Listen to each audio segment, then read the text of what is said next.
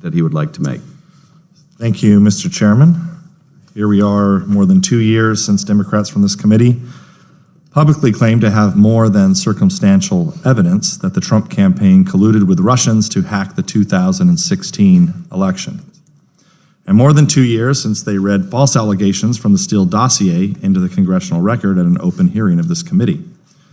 After that, the American people were subjected to endless hysteria by the media, Democrats, and anonymous intelligence leakers. Seemingly every day, the media triumphantly published a supposed bombshell story, often based on classified documents the reporters had not actually seen, which purportedly proved that President Trump or some Trump associate was a treacherous Russian agent. Democrats on this committee regularly joined the news pundits in denouncing the traitors. Eventually, the Democrats became convinced that the Mueller report would finally rid them of their sinister president who had the audacity to defeat Hillary Clinton. The entire scheme has now imploded, and the collusion accusation has become exposed as a hoax. One would think the Democrats would simply apologize and get back to lawmaking and oversight, but it's clear they couldn't stop this grotesque spectacle even if they wanted to. After years of false accusations and McCarthyite smears, the collusion hoax now defines the Democratic Party. The hoax is what they have in place of a governing philosophy or a constructive vision for our country. The Democrats assembled us today to analyze the shoddy political hit piece known as the Mueller report. It's written in the same spirit and with the same purpose as the Steele dossier, which was once championed by Democrats on this committee, but which they rarely mentioned after it was exposed as yet another Democrat-created hoax.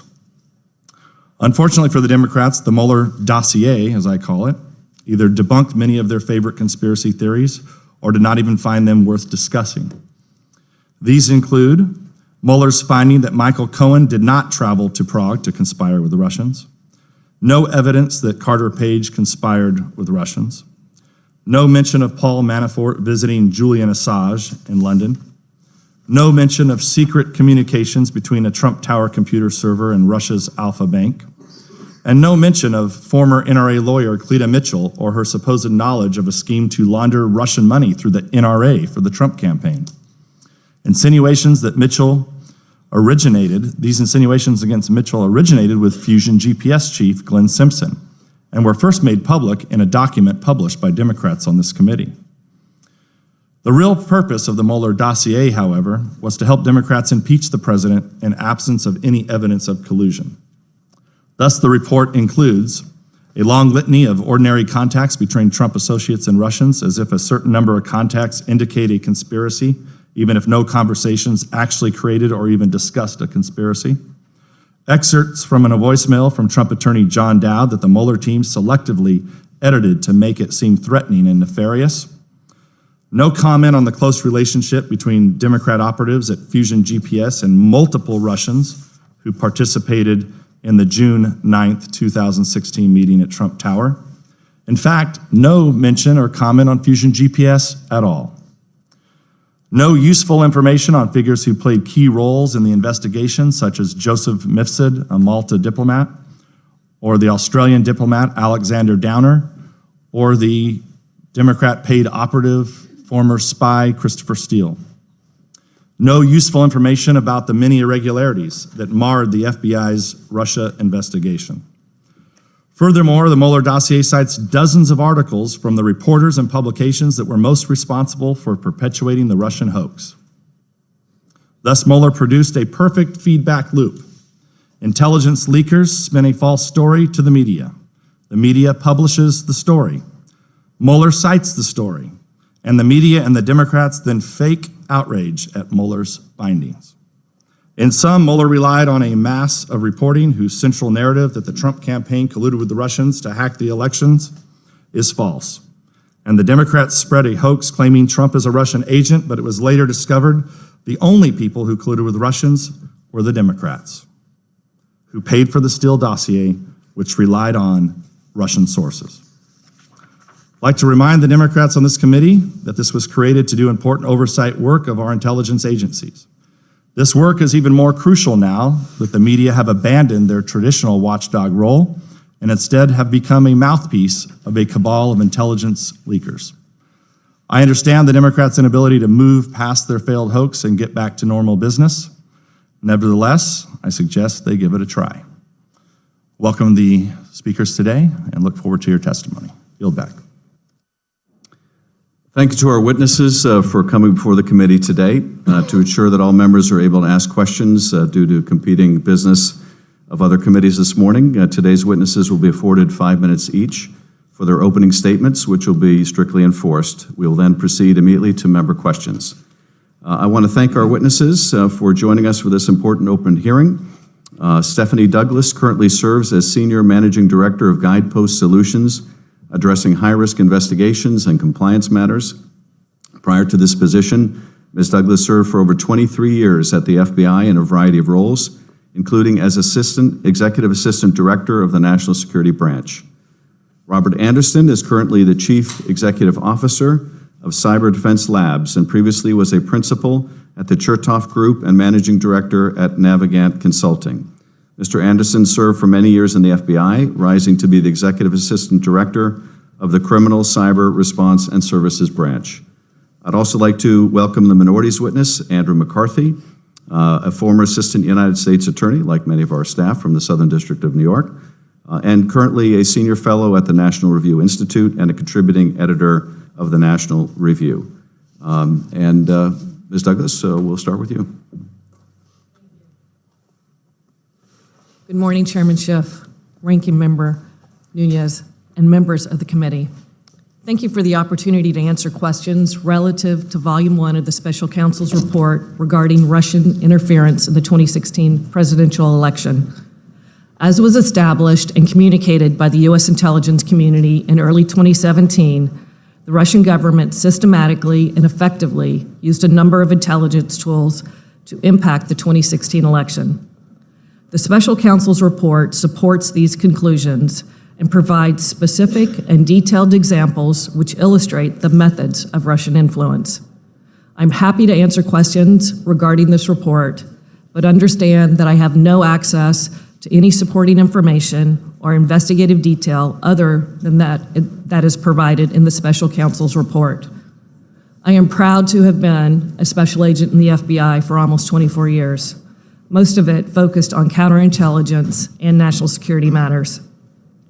While the FBI has been the subject of much discussion in the press and elsewhere, I support the work of the counterintelligence professionals who worked with the Special Counsels to conduct this exhaustive investigation. I hope that my presence here in our discussion today will lead to further awareness and preparation for what is certain to be another high-threat election in 2020. So with that, I'm happy to answer your questions. Thank you. Mr. Anderson. Thank you, Ranking Member Nunez and members of the committee. Thank you for the opportunity to be here today to talk to you about counterintelligence and cyber threats to our great nation. I hope that my background and experience as the former Assistant Director of Counterintelligence for the FBI, where I was responsible for all counterintelligence, espionage, and economic espionage matters, can assist in shedding some light on the daily threat our country faces from foreign intelligence services. These threats were highlighted several times by the heads of the United States intelligence community and also in the report on the investigation into Russian interference in the 2016 presidential election, which is commonly known now as the Mueller report.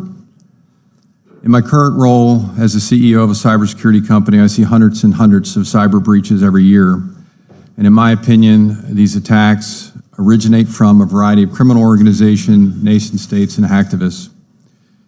In my opinion, in the last 3 years, these attacks have become more sophisticated, prevalent, and have occurred on a much larger scale than before. I think this is extremely important when we talk about hostile intelligence services and their activities in the 21st century. During my career, I had the privilege to work for 3 directors, Louis Freeh, Robert Mueller, and James Comey. The last position I held, as the chair had said, was the Executive Assistant Director of the Criminal Cyber Response and Services Branch, where I managed a number of divisions, but I was mainly in charge of high-profile criminal and cyber investigations. The threats to our country have changed remarkably since when I first entered into law enforcement in 1987 as a young Delaware State Trooper. During my career, I had the privilege to work alongside the men and women of the FBI and the United States intelligence community, who I can tell you have worked tirelessly to combat these hostile intelligence services activities to our great country. As the committee knows, the number of sophisticated counterintelligence cyber attacks against this nation's networks and private sector companies and government has increased dramatically. I look forward to discussing these issues with you today and the committee, and I stand ready for your questions. Thank you very much. Thank you, Mr. Anderson. Mr. McCarthy. Thank you, Mr. Chairman. Ranking Member Nunes, members of the committee, thank you for inviting me here this morning. I served as a federal prosecutor for nearly 20 years, almost all of it at the United States Attorney's Office for the Southern District of New York, where I retired in 2003 as the Chief Assistant U.S. Attorney of the Southern District's Satellite Office in White Plains. Since leaving government service, I've been a writer and a commentator. I'm appearing this morning in my personal capacity as a former government official who cares deeply about our national security and the rule of law. For most of my first several years as a prosecutor, my work focused on international organized crime.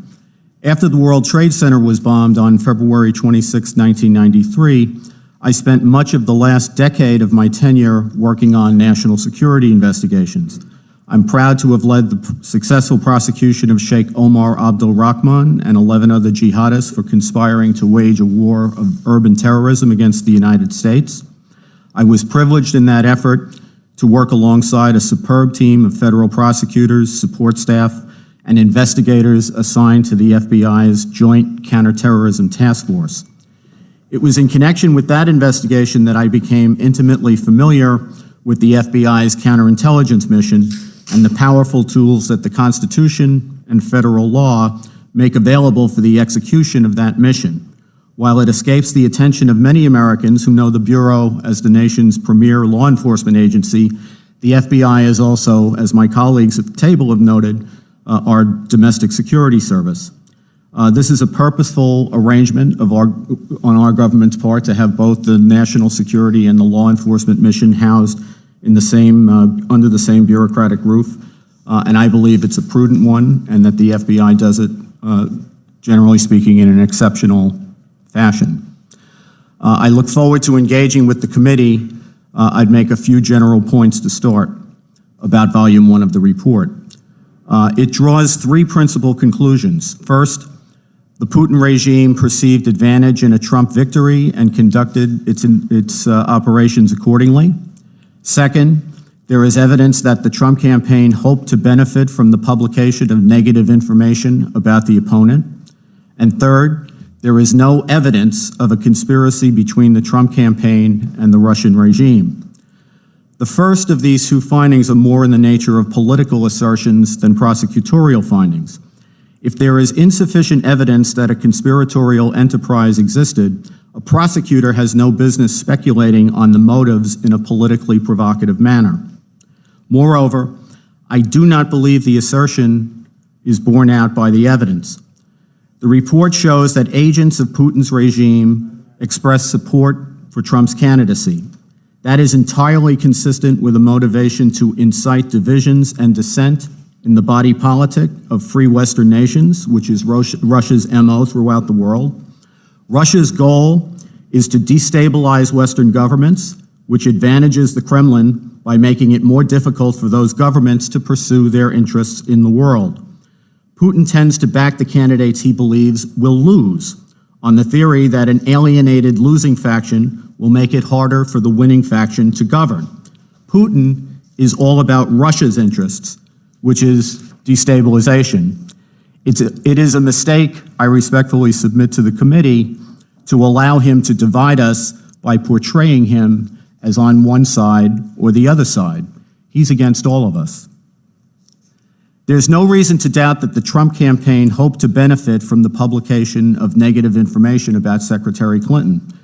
That is what campaigns do. It is not an admirable aspect of our electoral politics that campaigns seek negative information, euphemistically known as opposition research, wherever they can find it. Candidate Trump's opposition hoped to benefit from the theft of tax information. The Clinton campaign took help from elements of the Ukrainian government, and through its agents, it hired a British former spy to tap Kremlin-connected operatives for damaging information about Trump. The First Amendment makes it difficult to regulate this sort of thing. Our guiding principle is that good information will always win out against bogus information. We can debate how well that works, but we shouldn't pretend that the Trump campaign is the first or the only one ever to play this game. Finally, as for the conclusion that there was no Trump-Russia conspiracy to commit espionage or violate other federal criminal law, I believe this had to have been obvious no later than the end of 2017. In September of 2017, the Carter Page FISA warrant lapsed. I'm sorry, sir? Mr. McCarthy, your time has expired, but we'll be happy to receive Thank you, sir. the complete written testimony. Thank you. I'll recognize myself for 5 minutes. Ms. Douglas, the investigation, as James Comey revealed when he testified before our committee for the first time in open session about the Trump investigation, began as a counterintelligence probe. The Mueller report devotes only one paragraph to that counterintelligence investigation. In it, Mr. Mueller says, from its inception, the office recognized that its investigation could identify foreign intelligence and counterintelligence information relevant to the FBI's broader national security mission. FBI personnel who assisted the office established procedures to identify and convey such information to the FBI. It then talks about counterintelligence FBI agents embedded within Mueller's team sending findings back to headquarters. We have yet to see those findings. Can you tell us the nature of that counterintelligence investigation or a counterintelligence investigation, where those findings would go within the FBI, whether counterintelligence investigations like criminal probes have a formal opening and a formal closing? Since a counterintelligence investigation doesn't result necessarily in criminal charges, when does a counterintelligence probe come to an end, and where do we need to go to find out answers? Thank you.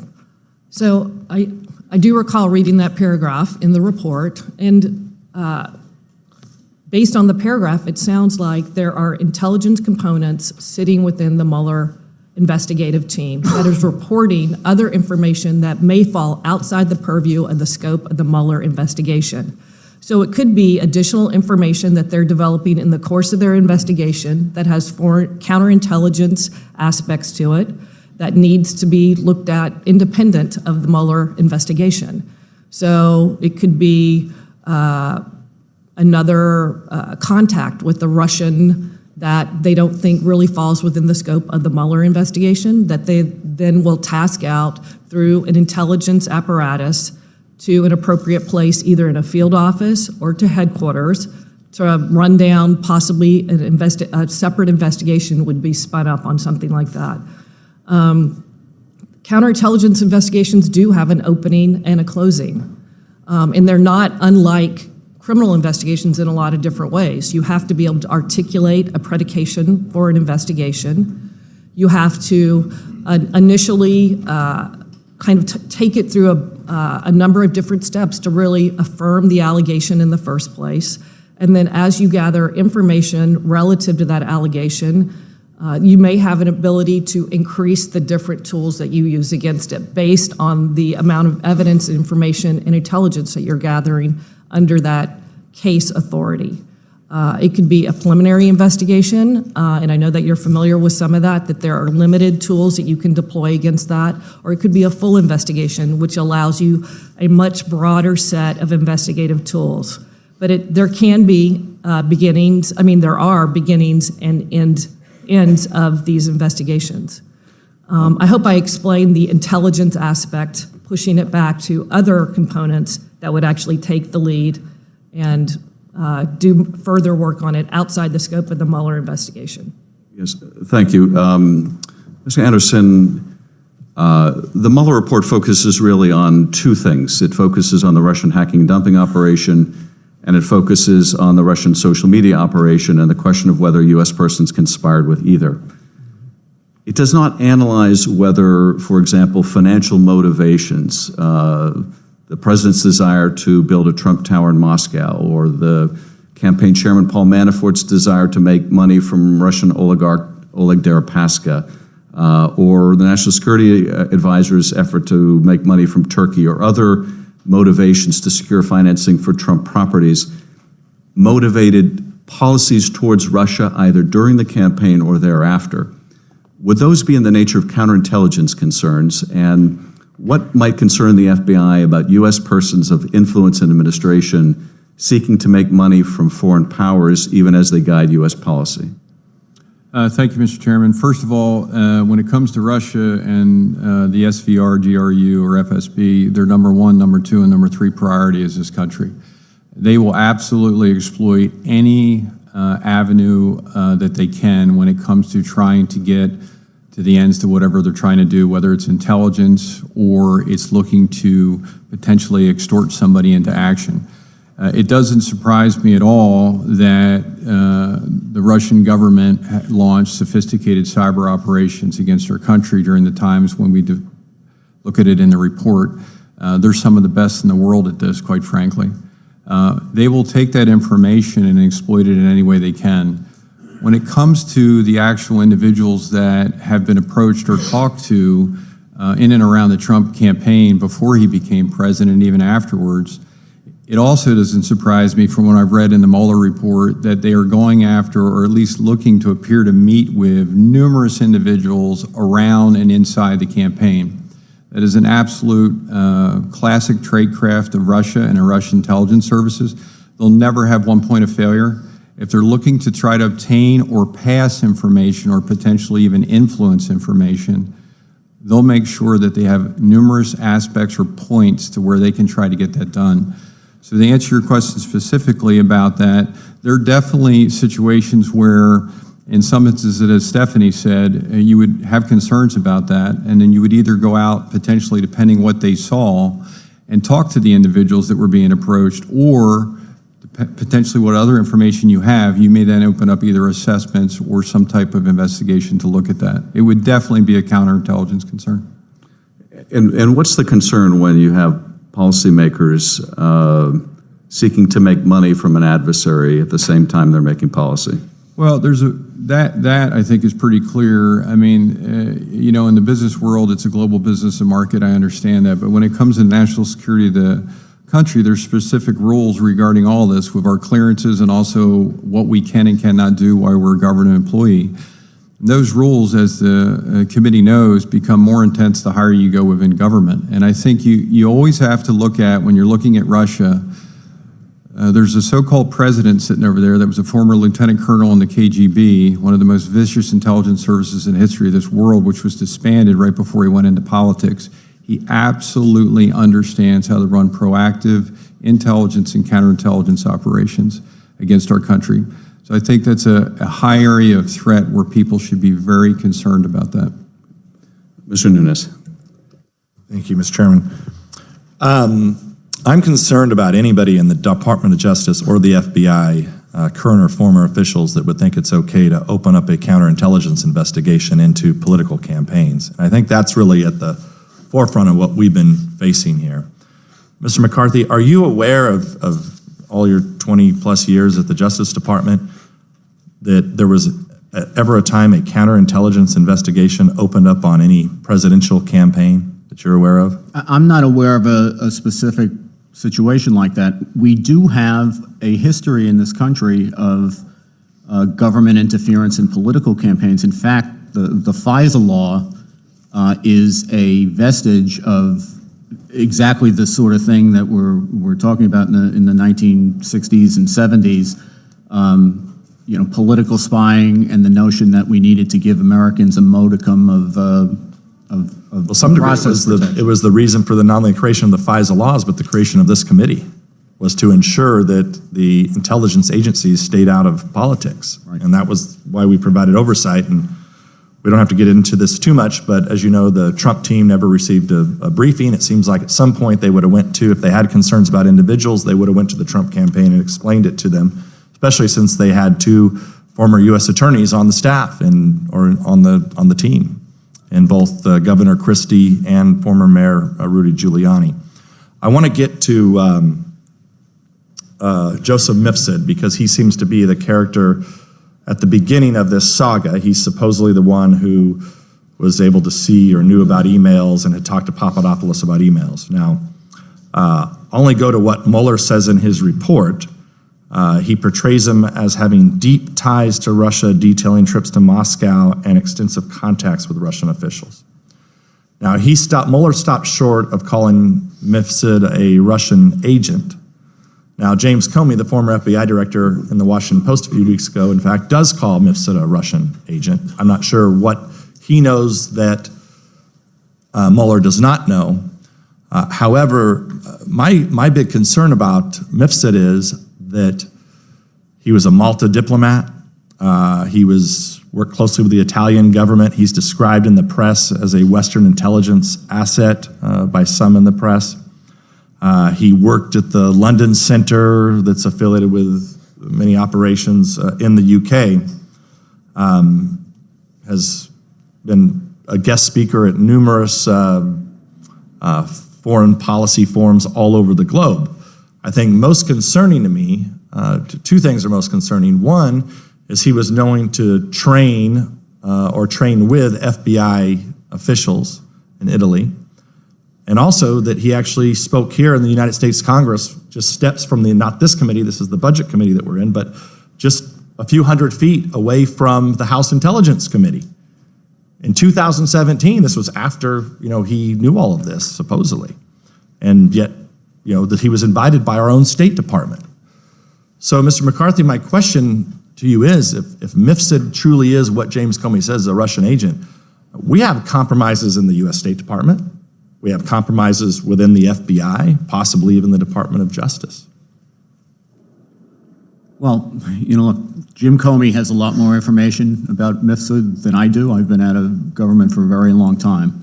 I do note that the Mueller report is very careful, I thought, about the way that Mifsud is described. They do not, they say that he's got deep connections to Russia. They don't say that he's got deep connections to the Russian regime necessarily, or certainly to Russian intelligence services.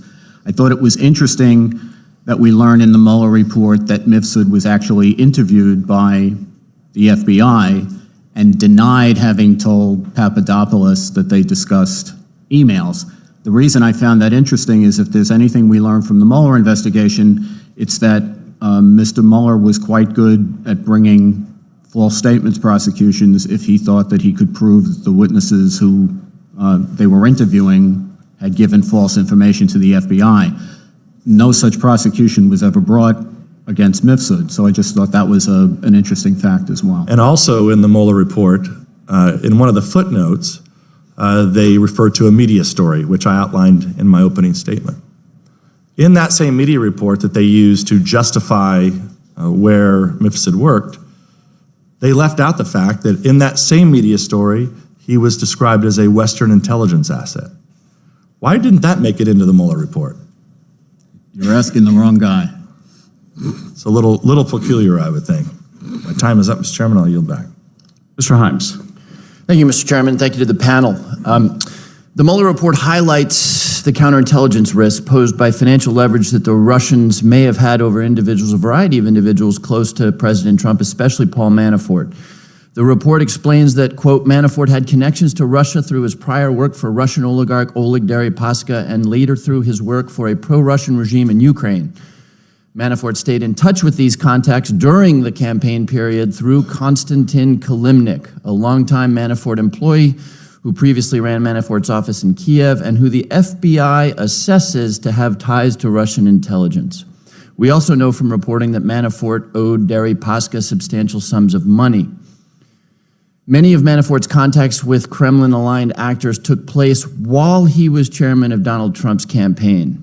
Among other things, Manafort, quote, instructed Rick Gates, his deputy on the campaign and a longtime employee, to provide Kilimnik with updates on the Trump campaign, including internal polling data. It appears that Manafort believed that by sharing confidential campaign information with Deripaska, one of Putin's most loyal oligarchs, he could resolve their, quote, disagreement originating from several lawsuits filed by Deripaska against Manafort. The ranking member's opening comments that the contacts with Russia were ordinary, notwithstanding, and Mr. McCarthy, with due respect to your many decades of service to this country, that is not what campaigns do. Sharing internal polling data with a hostile foreign power is not what campaigns do. I'm willing to bet you or anybody else my next paycheck that not a single member of the United States Congress, the 535 of us, ever asked our campaign managers to share our internal polling data with a hostile foreign power. So, Mr. Anderson, let me start with you. How could the Kremlin or its intelligence services try to exploit Manafort's longstanding business and personal relationship with Konstantin Kilimnik, who the FBI assesses to have ties to Russian intelligence and to Deripaska? How could they use that relationship? What counterintelligence risks are posed by such a relationship with a presidential campaign? Well, there's a lot, sir. One, obviously, they would exploit, if they did have financial leverage on that individual, they would exploit every aspect of that. The one thing I will tell you about Russian intelligence services is if you read a book from 1940, they're the same. They are a in-your-face, not a very polite bunch of people that will use any means possible once they've locked on into an individual that they deem necessary to get to whatever end they're going after. So not only would they exploit financial information from Mr. Manafort or anybody else that they could, but they would also use that then to look at individuals around those financial transactions. So in other words, not only going directly at Mr. Manafort, but potentially going at individuals around those financial transactions that if for some reason that did not work against him, they would look at other avenues to get towards that. Thank you. Ms. Douglas, let me ask you a variant of that question. How could Russia's knowledge of Manafort's illicit dealings, for which he is now a tenant of the United States government, which stem from his work with pro-Kremlin parties in Ukraine, be useful as compromat or compromising material as the Russian government undertook a covert influence effort directed at the U.S. public? How could the Russians use what they knew about Paul Manafort to their advantage? Well, I think they did it very effectively. And one of the ways they did it that it's immediately apparent is they actually tasked him. And that's one of the initial tests when you are developing an asset for intelligence collection. Can you elaborate on that? You just said that the Russians tasked the campaign chairman of Donald Trump's campaign. Can you just elaborate on how the Russians tasked him? They asked him to provide polling data. And like you said, I mean, polling data isn't the keys to the kingdom, right? But it is a small step that illustrates his willingness to provide information to someone he knows he's beholden to financially, right? An ongoing lawsuit, fees that are owed, and he is willing to provide internal campaign information to a foreign government and to a person who was closely tied to the Kremlin. And I think that is a great illustration of how the Russians work.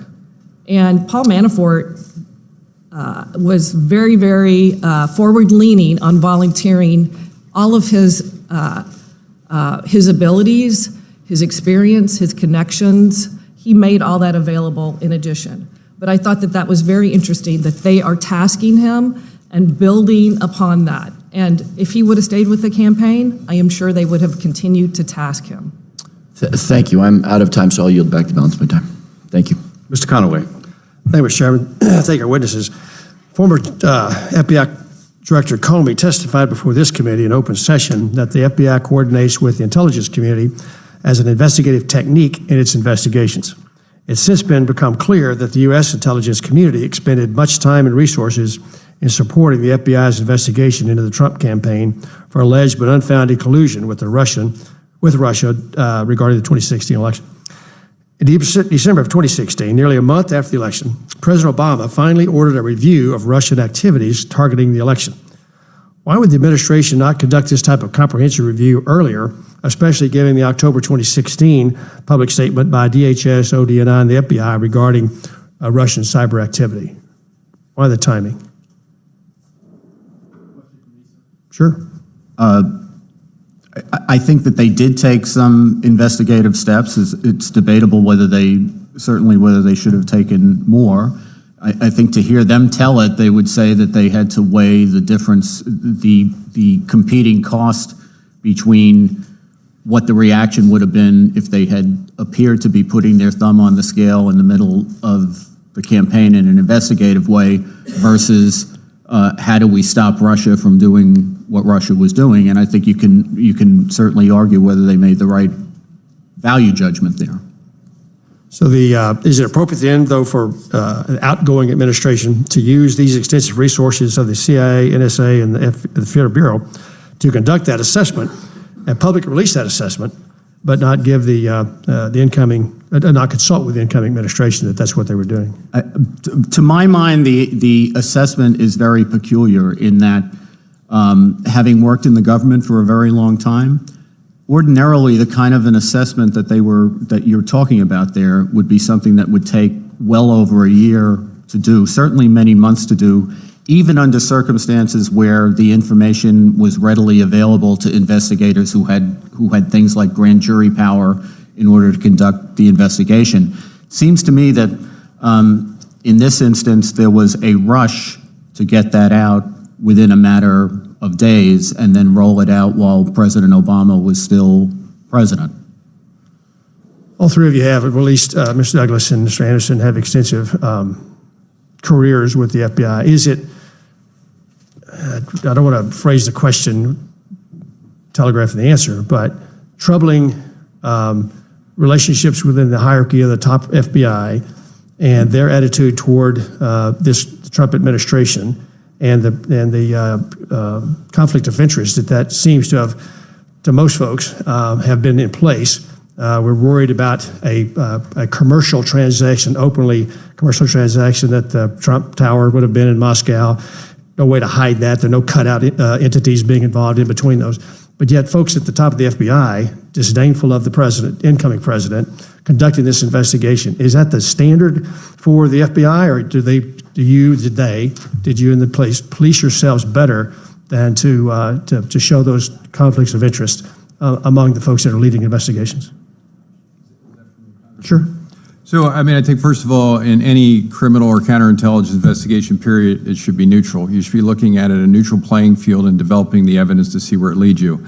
And it should be able to stand on its own. So I think that is the way I worked it and was involved in cases for my whole career. As far as all the stuff that's gone on in the last couple of years, it's obviously very disconcerting about the different accusations that are taking place. I think that any of these investigations should have looked at specific facts and let the facts lead you where they go. It should not matter one iota if somebody's a Republican, a Democrat, or an independent.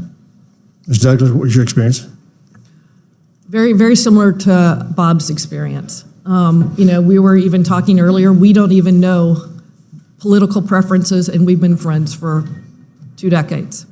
It's not, everybody comes into every position with a certain level of bias. How did leadership fail? If that's the normal way of operating, how did it fail with respect to several of the top folks involved in the briefings of the campaign and other things going on? How did that happen? Where they had clear preferences for Trump getting beat, they had some sort of secret weapon. How did the system fail itself? I have no idea. I can tell you, and we talked about this earlier, Pete Strzok was my chief of staff when I was the assistant director of counterintelligence. I never saw that side of what I saw in the emails and text messages. And those text messages and emails are unbelievably inappropriate. And I think the corrective action that was taken from that was just. But I can't answer your question, Congressman, because I didn't see it. I understand. Thank you, Mr. Chairman. You're back. Mr. Quigley. Thank you, Mr. Chairman. Thank you all for being here today. A story we know all so well. Beginning in the spring and summer of 2016, the GRU hacks Clinton campaign manager John Podesta's email, the D-Trip, the DNC. The GRU then systematically released the hacked emails through their online personas, Lucifer, DC Leaks, as well as WikiLeaks. The Russians appear to have timed the releases to maximize the effort to harm the Clinton campaign, to maximize the benefit to the Trump campaign, according to the report. We also know in the report there's a lot of evidence the Trump campaign knew about the WikiLeaks releases, welcomed them, strategized about how to amplify the message as part of the campaign. In fact, Donald Trump Jr. communicated directly with WikiLeaks in October of 2016 in an effort to use the hacked emails as to the campaign's advantage. The report indicates that the president himself knew about the planned dump of emails. Seems like an obvious question. From a counterintelligence perspective, what might this set of facts suggest about the relationship between the campaign and WikiLeaks? What might you worry about if a U.S. presidential campaign had foreknowledge of the release? More broadly, what counterintelligence risk exists when a campaign uses this information about a political opponent that was stolen and released by a foreign adversary? Mr. Anderson? Thank you, sir. First of all, it troubles me that no one, if they did not communicate this type of information to some government agency just because of the facts laid out in the report and what you just brought up. I think also there needs to be a heightened sense of counterintelligence relationships as administrations move into the White House. I think in this administration, unlike other administrations that I've seen or been involved in preparing briefs for the president or whoever to read these to understand the concerns of it, I didn't see a lot of people within that, at least from the layman's eyes looking in from the outside, that even understood counterintelligence or understood that these threats were real. I think there should be a lot of that. The other point, and I think this is an important point, when Russia's releasing information through different, what I would call cutouts, i.e. WikiLeaks and other platforms, this is not unusual. In a lot of ways, they're doing that to start to sow the web so broad and wide. It's hard for us as an intelligence organization or group of intelligence organizations to start looking at who actually got that information, how did they get information, and why are they using it. That is done absolutely on purpose. It would not surprise me if there is a lot of other entities that the Russian intelligence services had teed up to even maybe displace more information that they never utilized. So going back to your original question, that's why it's so important. And individuals that are giving information, as Stephanie said, or being tasked and then receiving information, that is the initial way that you vet any asset or any person that you're targeting for a possible either unwitting asset or recruitment in the future. And that those actions can take anywhere from a few weeks to years, depending how that organization is going to go after that person. Ms. Douglas? And I'd just like to add, I think if you're a foreign power and you have a campaign or individuals who are willing to entertain receiving information that you are collecting for their benefit, I think that is a tacit approval of that action.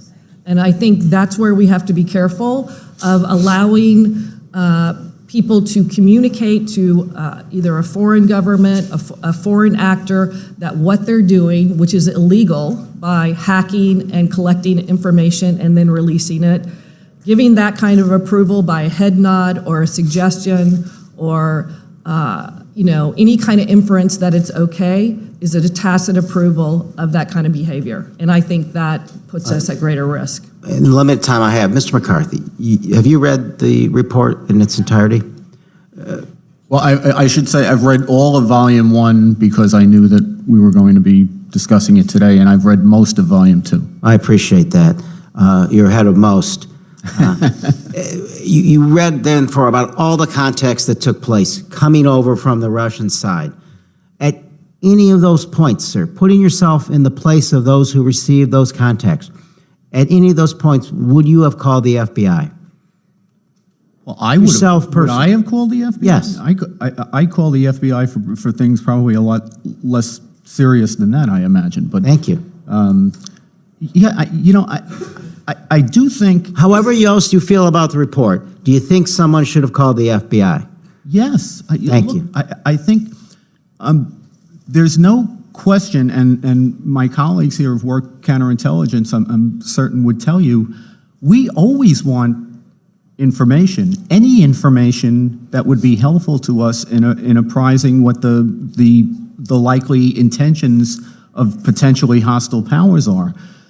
Where it gets dicey and where you have to be careful is if you are going to use investigative techniques that require a particular quantum of intelligence, then you have to make sure that you satisfy that quantum of intelligence before you trigger that technique. And that, I think, is where you go from the mere collection of information to doing something that's more active. Thank you. Mr. Turner. I yield my 5 minutes to Congressman Radcliffe.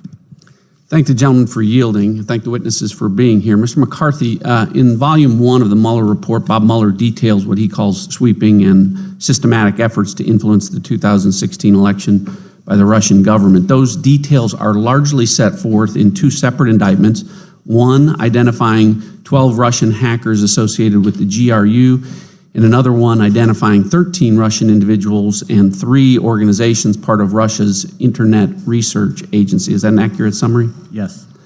Did the special counsel find that those sweeping and systematic efforts to influence our election begin before or after Donald Trump's entry into the 2016 presidential field? If I'm remembering correctly, he takes it back to 2014. Which is significantly before. Was it also determined that Russia's sweeping and systematic efforts to interfere in the 2016 election not only predated Donald Trump's entry into the campaign, but also included some actions by the Russian government that were decidedly anti-Trump in nature? Yeah, I think toward the end that in particular was true.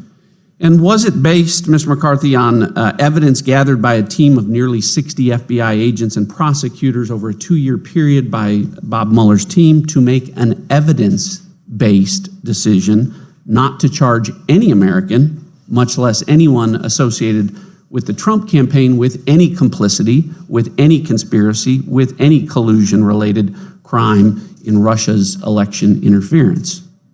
That's my understanding. And yet, despite the special counsel's finding that neither Donald Trump or anyone associated with his campaign conspired or colluded with or was in any way successful in meddling in the 2016 presidential election, it's hard to argue that Russia wasn't successful in their ultimate goal of undermining the outcome of our election in sowing the seeds of discord in the American democratic process. We need look no further than this very room to see evidence of Russia's success. Our country just endured a 2-year investigation to determine whether or not the President of the United States was part of a treasonous conspiracy with a foreign adversary to steal an American election, yet the same Democratic Party that started the investigation into that alleged conspiracy that the special counsel conclusively and unequivocally established never existed, now convenes this hearing to talk about it some more. So let's talk about some of the reasons why the Russians might have been so successful in sowing the seeds of discord into the American public's mind. Let me ask you about some factors that may or may not have contributed to Russia's success. First, the Obama administration's decision not to advise candidate Trump during a defensive briefing in early August of 2017 about suspected Russian interference or infiltration into his campaign, while simultaneously opening a probe of the Trump campaign using foreign counterintelligence spying authorities. Do you think that might have been a factor that contributed to Russia's success?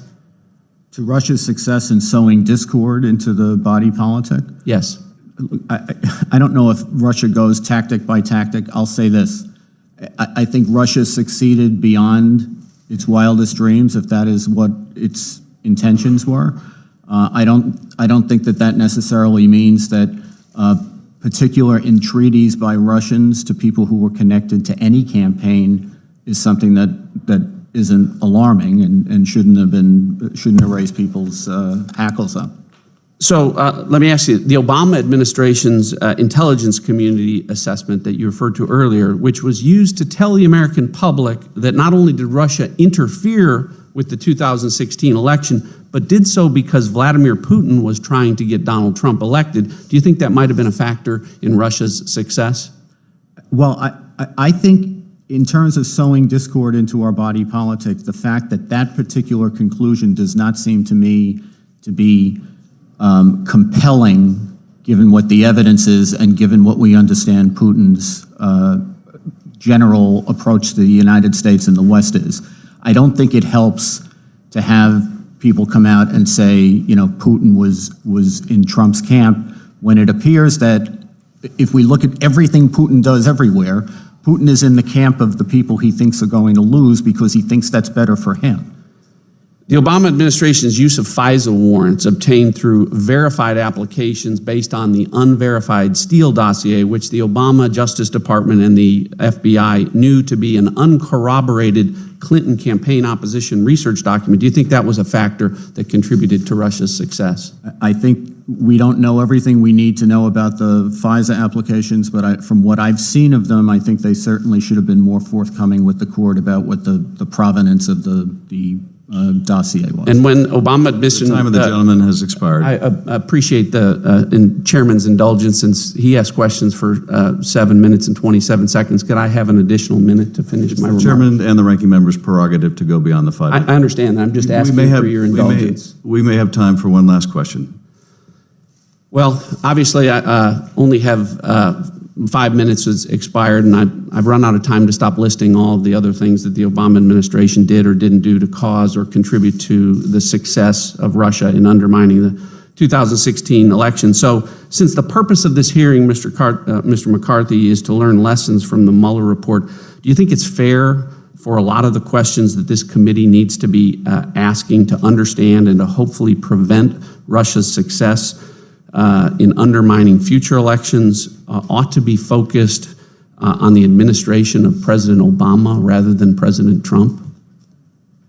I think it would be a very good thing for the country if we had a common understanding that Putin has it in for us whether this country is being run by Republicans or Democrats, and that what his objective is to destabilize the United States so that we can't pursue and protect our interest in the world, which is good for Russia. I very much appreciate the chairman's indulgence. Thank you, and I yield back. Mr. Heck. Thank you, Mr. Chairman. Add my expression of gratitude to all the panelists for their being here. So by now we know that the Mueller report included numerous examples of Russian interference in the 2016 presidential election, and we know that the special counsel in his public presentation closed his remarks by suggesting that absolutely every American should be concerned about this. I know we all are. Instead, however, of addressing what FBI Director Wray described as an ongoing threat, contrasted to that, we have the president who has attacked the special counsel's investigation, attacked the FBI, generally tried to undermine the work product of the Mueller investigation. More to the point of this hearing, the president has called Russia's attacks at various times and repeatedly on our democracy, quote, a hoax. And he has literally cited, as we famously know, with Vladimir Putin, over our own intelligence agencies. Considering that past is often prologue, we are all greatly concerned that similar interference will occur in the future. So for my question, which I think I want to start with Mr. Anderson, I want to briefly tell this story. I had the great privilege to serve as chief of staff to a governor in Washington State, Booth Gardner, several decades ago. One budget cycle, we didn't have the money to propose as high a salary increase for public employees as they sought. That difference of opinion became quite manifestly contentious. The governor had accepted an invitation to go to our Capitol rotunda to address the public employees for many months, and when he went out, there weren't hundreds, there were thousands there, and they lined the walls in several levels. And it was difficult for him to give his remarks because they were expressing their understandable frustration in quite loud terms. Walking back to our office, I turned to the governor and asked, I don't understand why you didn't more affirmatively defend your point of view. And I'll never forget what he told me. He turned to me and he said, Denny, that's our workforce. If we are going to accomplish anything, it is going to be with that workforce. Those are our people. We are only able to do what we can do through them. So my question, Mr. Anderson, is as a former senior official at the FBI, despite the public statements of stiff upper lip, we're professionals, we put our heads down, we go to work every day, is the Bureau and, most importantly, our workforce, those dedicated professionals, completely immune from these attacks by the President of the United States? And I know you're not there now, but if you were there, I'd be curious as to what your reaction would have been to that and what you think might be the reaction by the workforce. And do you think that they would be concerned about their job or their work in light of, frankly, unwarranted attacks? Thank you, Congressman. First of all, I've never seen anything like this in my almost 30 years of law enforcement. Two, I think the FBI for over 100 years has been through a lot of ups and downs, but I personally think it's taken a toll. Look, the men and women of the United States Intelligence Community, the FBI, they're going to go to work and give 110% every day and work 18 hours every day. People don't see that, but I do think this takes a toll. And the one thing that I will tell you, when it comes to Russia and many other nation states to this country, they didn't just start on this thing back in 2014, what this report says, and they didn't go away. They're not leaving. I can guarantee you they're still here looking at the next presidential election and figuring out how they can attack it through SIGINT, HUMINT, cyber, or any other way they can. And I think overall, I think that does take an effect. Ms. Douglas, thinking more prospectively, because our primary concern here is what we can do to avoid this kind of interference in the future. Do you believe that there would be a net gain or a benefit if we created an affirmative duty to report anytime that there is this kind of contact with foreign representatives?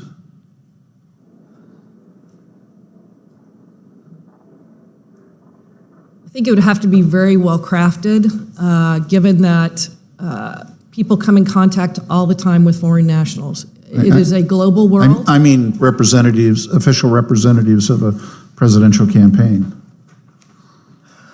I think even then, you're going to have to be very careful on how you would do that. I just think that there's so much interaction in the global world, even here in D.C.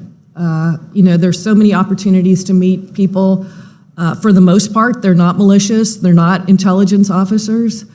I think it's, possibly something to consider, but again, it would have to be very well crafted, that it would be appropriate and would be something that you could actually do and be able to hold people accountable to.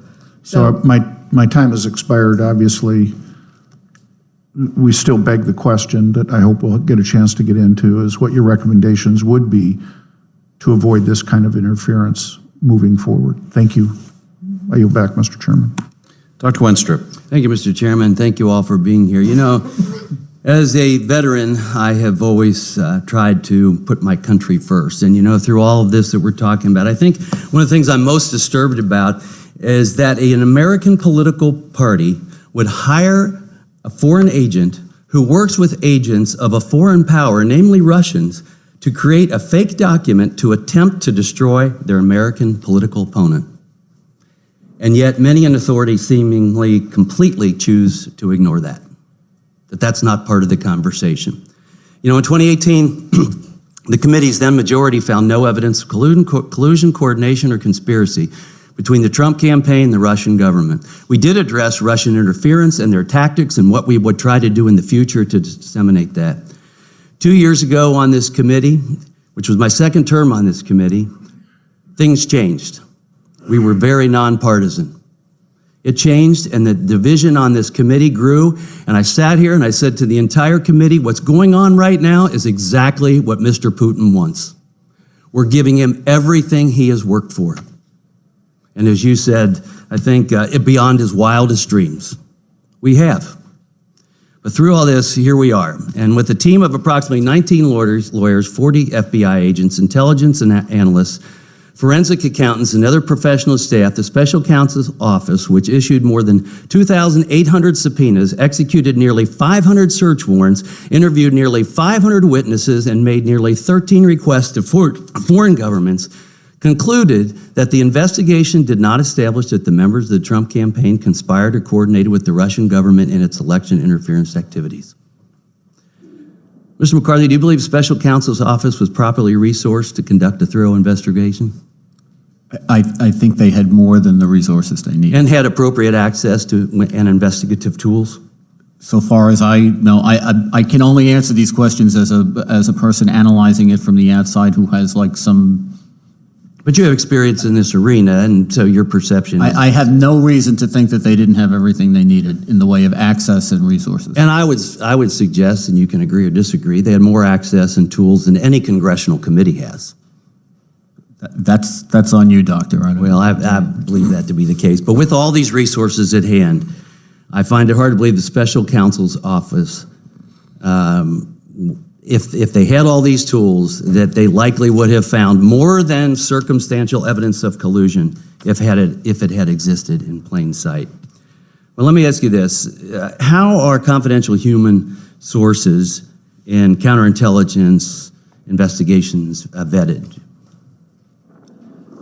The FBI has a generally speaking,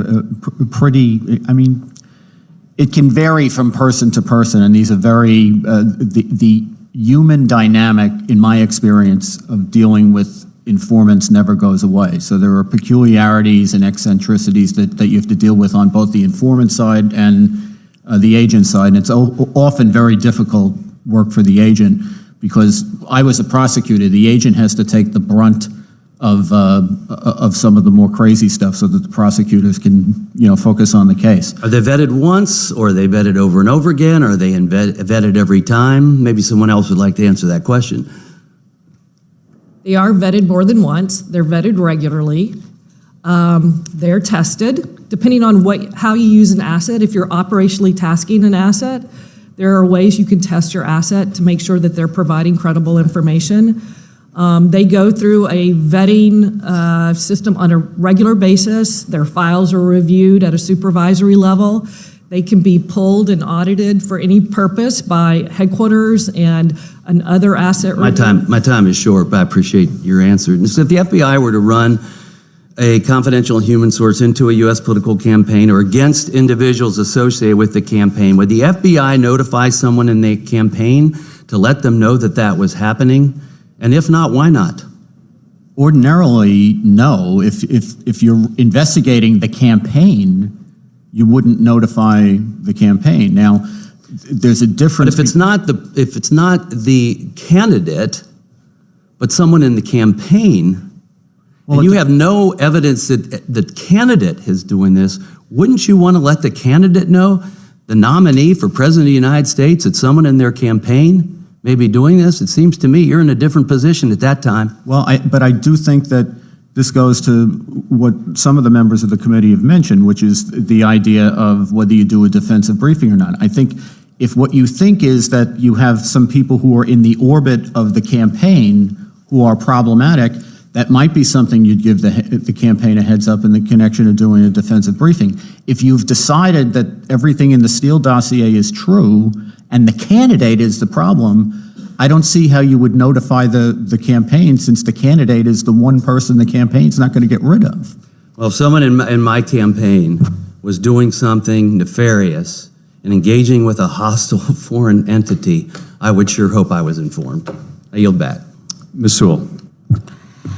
So my line of questioning has to do with the 14 pages in the Mueller report that deals with Papadopoulos' meeting with Joseph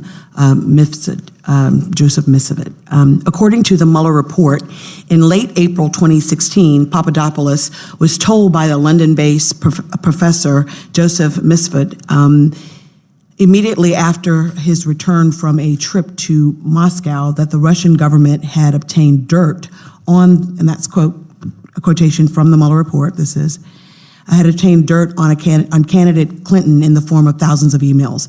1 week later, on May 6, 2016, Papadopoulos suggested to a representative of a foreign government that the Trump campaign had received indications from the Russian government that it would assist the campaign through the anonymous release of information that would be damaging to candidate Clinton. Mr. Anderson, it appears to me that from reading of the Mueller report that Joseph Mifsud was cultivated and communicated sensitive information to George Papadopoulos, who by March 2016 had been publicly named as the foreign policy advisor to then candidate Trump. Why might this type of cultivation raise flags at the Bureau? I would suggest that the fact that he was so engaged with Papadopoulos that he was a proxy of the Kremlin in that case, in this case. Can you elaborate a little bit about your thoughts about that meeting between Papadopoulos and Mifsud and what red flags that would raise and how a foreign power would seek to leverage a relationship like that to its own intelligence gathering or policy objectives? Thank you for the question. I think one of the things people need to realize is when foreign powers are actually going at individuals to try to gain access or potentially recruit or use them unwittingly, it's not like you see on TV. A lot of the times the people that are coming at people, they intentionally, and I don't know if he was a source of the Russian government or not, but they will utilize individuals in academia, they will utilize people in certain social sections, they will utilize people outside of threatening environments to where you're meeting with an official of the Russian government. And so for people like me that have worked this for a very long time and seen thousands of these different types of cases, that does raise the level of suspicion. Now, the one thing that troubles me even more is once the tasking starts. And as Stephanie said earlier, I cannot tell you when it comes to validating, vetting, potentially recruiting, or just seeing if this is somebody that you should potentially spot and assess for later recruitment, this is a big deal. And they're going to watch to see what the information is given and then given back to that individual. So from an academic side, I can tell you that the Russian intelligence services use this a lot. Yep. And they also use it in different circles. So, Ms. Douglas, Papadopoulos was told by Joseph Mifsud that Russia had Clinton emails and, crucially, of Russia's desire to release them anonymously, well before that fact became public. Why might a foreign adversary like Russia want to provide such sensitive information to someone like Papadopoulos, a presidential campaign staffer, and why might what might they seek to gain from having that? Right.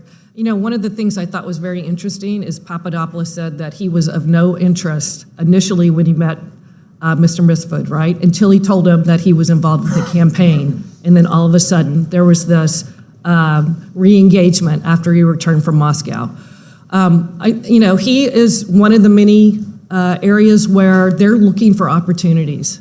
And they're looking to establish relationships that maybe are not overly successful on that first once or twice, where they actually have conversations, but they want to establish a relationship for the future. George Papadopoulos wasn't a heavy player in the campaign.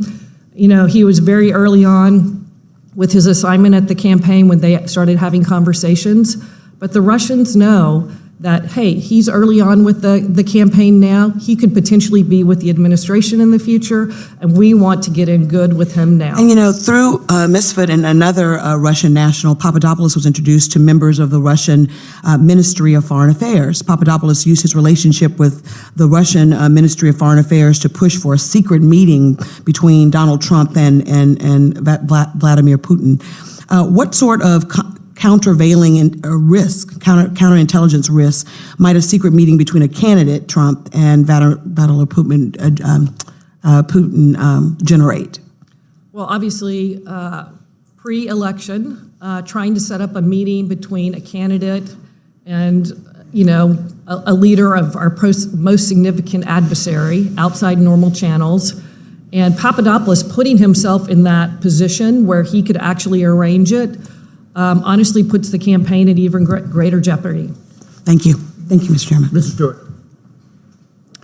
Thank you, Ms. Douglas. I appreciate what you said. You said something exactly right. I love the fact that you and Mr. Anderson worked side by each other and was not aware of each other's political views. That's the way it should be for law enforcement professionals especially. And when I listen to Mr. Comey, director of the FBI, Mr. Brennan, director of the CIA, the director of national intelligence, they sound like political hacks. And I wonder, how in the world could someone so political and so partisan be selected to such a position of leadership? You two set a much, much better example of that. Mr. Chairman, I'm glad you had this hearing. It gives us a chance to tell the American people the truth. It took courage to hold a hearing that demonstrates that much of what people have heard for the last 2 years simply is not true. And to emphasize what the Mueller report clearly found, the special counsel did not find the Trump campaign or anyone associated with it conspired, coordinated with Russian government, despite multiple efforts by Russian-affiliated individuals to assist the Trump campaign. I'd like to emphasize something that I feel very strongly about, and I think the American people feel very strongly about this. It's unfair.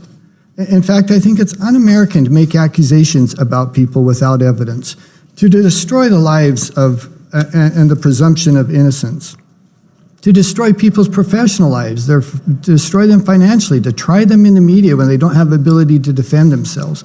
The American people know these things aren't fair, and the Mueller report and hearings such as this give us a chance to emphasize that. I'd like to dive into what is one of the more troubling aspects of this episode, and that is the FISA application. FISA application is a very, very intrusive tool. It allows someone to essentially survey your email, your text, your personal contacts, family and friends. I'm going to use a word, and heads are going to explode, but essentially allows you to spy on U.S. citizens. And yet, knowing the FISA application was based on the Steele dossier, Mr. McCarthy, I'll start with you. Should the FBI have taken steps to verify the contents of the Steele dossier prior to including it in the FISA application? I believe they should have. I think that Steele was in the position not of a source of information, but an accumulator of. He's in this equation. He's much more like a case agent than a source. Generally speaking, for prosecutors and courts in any warrant situation, whether it's a FISA warrant or not, the source information are the people who see and hear, make the observations that the court is being asked to rely on for purposes of probable cause. It generally doesn't matter whether your case agent is credible, it's whether the source information. Well, and this is stating the painfully obvious. The FBI should verify information before presenting it before the FISA courts. We all agree on that. Before any court, but before any court, absolutely. If you mean by verify, corroborate, yes. Yeah, absolutely, especially with the FISA court, though, because there is no defender of the person being accused in this case. And I'm sure the three of you are familiar with the Steele dossier. Is that true? I've never read the Steele Never dossier. read it? Mr. Anderson? I have not read it either, Okay. sir. I've read it. Well, I would, okay, Mr. McCarthy, thank you. I would challenge you or anyone who's read the Steele dossier to tell us anything in there that we now know is true. Do you know of any accusation made in the Steele dossier that we know now is true? There are a number of assertions that are made in the Steele dossier which are true but of not great importance. Like, for example, we know that Carter Page did go to Moscow in July, for example.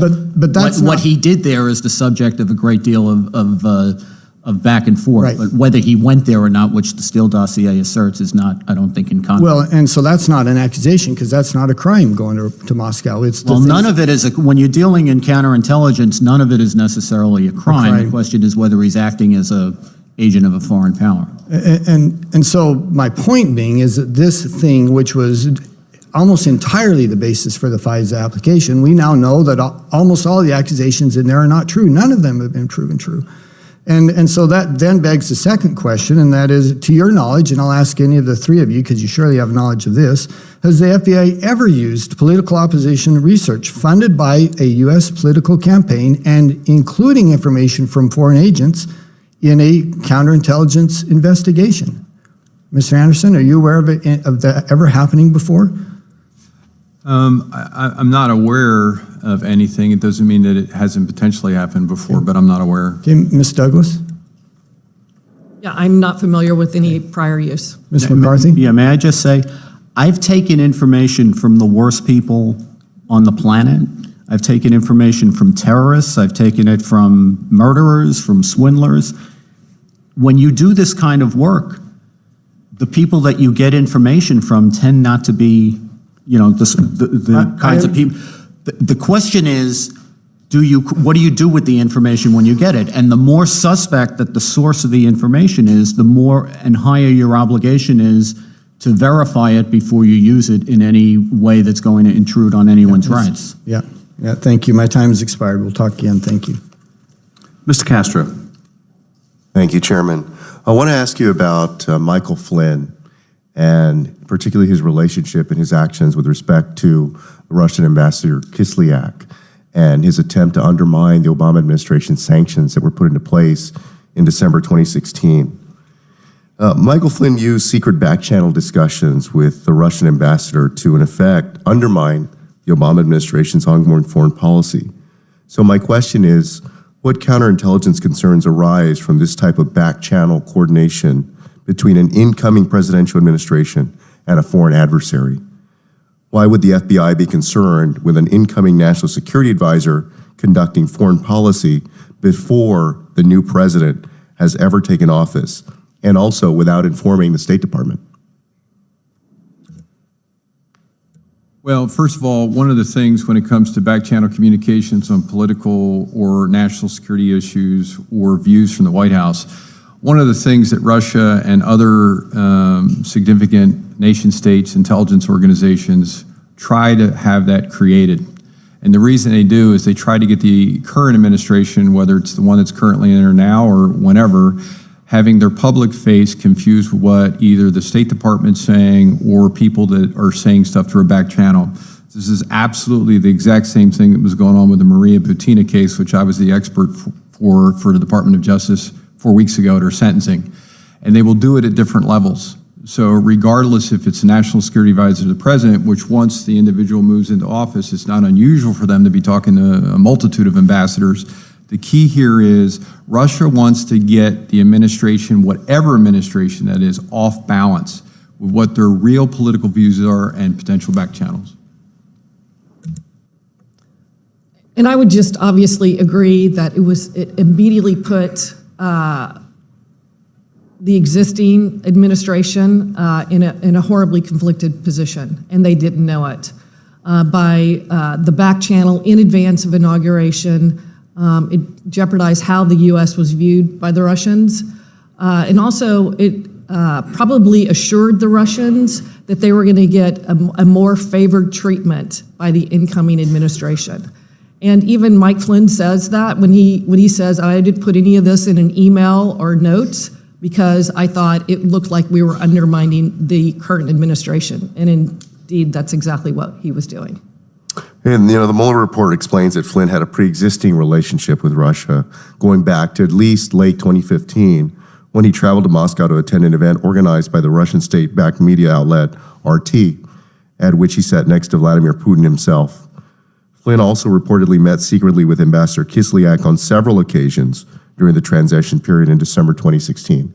And so my question is, what do you make of this relationship in particular, and given Flynn's role as the head of the Defense Intelligence Agency and the incoming National Security Advisor? And how might Russia exploit this relationship with Flynn to affect United States policy? I'll just speak from my own personal experience. Obviously, having known and worked with Mike Flynn, I would say it was a very surprising position for him to take.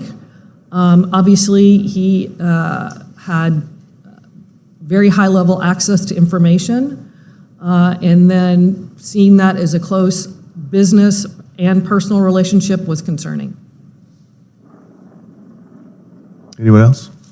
I would just say, going back, and this all goes back to the clearance process and having sustainable clearances above the secret level of TSSCI with very well-defined reporting requirements. I mean, I would report yearly just to maintain your top secret clearance as Assistant Director of Counterintelligence, traveling around the world, engaging with foreign intelligence organizations, hundreds of contacts of individuals that would either talk to me, stop by, have a conversation. And I think part of this is when it gets into the aspect of when individuals aren't reporting that, and the second they start having clandestine or secret meetings, it puts them in a very vulnerable position. It leaves them open to blackmail and... Well, it's definitely a vulnerable position because there's nobody in the room with you that can say, hey, here's exactly how the conversation went. So, and these are all tricks of the trade when it comes to hostile adversaries and intelligence services. Thank you, Chairman. I yield back. Mr. Crawford. Thank you, Mr. Chairman. Thank the witnesses for being here today. In 2017, former CIA Director Brennan stated in an open hearing in this committee that Russian active measures to impact U.S. had been going on for decades.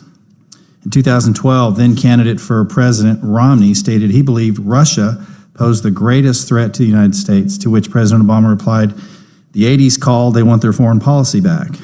In 2014, then Chairman, now Ranking Member Nunes warned of Russian malign influence campaigns.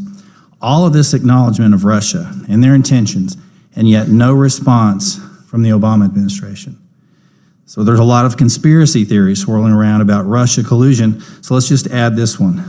Is it possible that a group of politically motivated individuals at the highest echelons of national security decided to turn a blind eye to this activity, feeling that it would in fact enhance their candidate's chances of winning? I don't expect you to answer that, but I do expect you to consider it. And with that, I'll yield to Mr. Ratcliffe the balance of my time. Thank the gentleman for yielding. I want to follow up on Mr. Stewart's line of questioning about the FISA process and the Steele dossier's role in that. According to sworn testimony given by former DOJ Associate Deputy Attorney General Bruce Orr, he said under oath that he had advised Andy McCabe, Deputy Director of the FBI, Peter Strzok, and Lisa Page at the FBI in early August of 2016 that Christopher Steele was in fact motivated and desperate to stop a Trump presidency.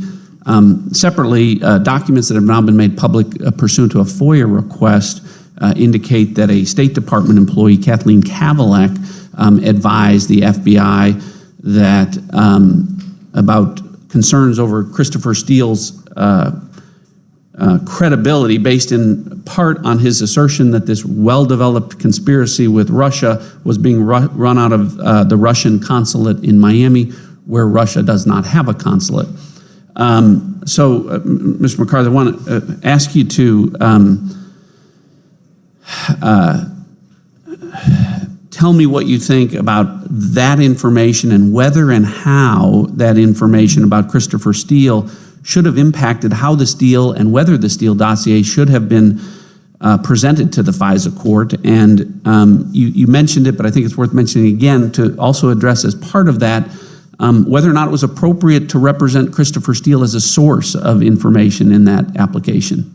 Yeah, my main overarching problem with it is that I think it was objectionable to take somebody who was in the position of really of a case agent and refer to him and treat him as if he were a source when he did not make the observations that the court was being asked to rely on for purposes of probable cause. Now, if you want to take the position that I'm wrong about that, then I think the second thing that has to be said is that the more remote that somebody is from the observations you're asking a court to rely on, the more you have to do in the way of being transparent as far as what that person's biases are, potentially. It's one thing to say that, you know, somebody who sees something criminal happen brings a lot of baggage to the table, but they either saw what they saw or they didn't. And the circumstances surrounding that can tell you a lot more than their bias can. If you're talking about somebody who's remote from that, and here we're talking about somebody who may be 3, 4, 5 hearsay steps remote from it, I think you have a higher obligation to be straight with the court about what that person's baggage is in terms of bias, motivation, economic motivation, whatever.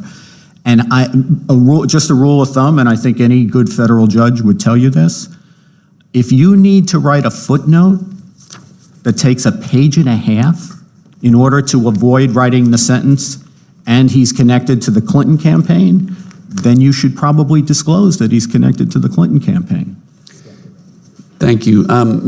Ms. Douglas or Mr. Anderson, anything about what Mr. McCarthy just related that you would disagree with or want to clarify? You know, I'll just add that on the counterintelligence and on the counterterrorism side, we take information from sources that aren't right there.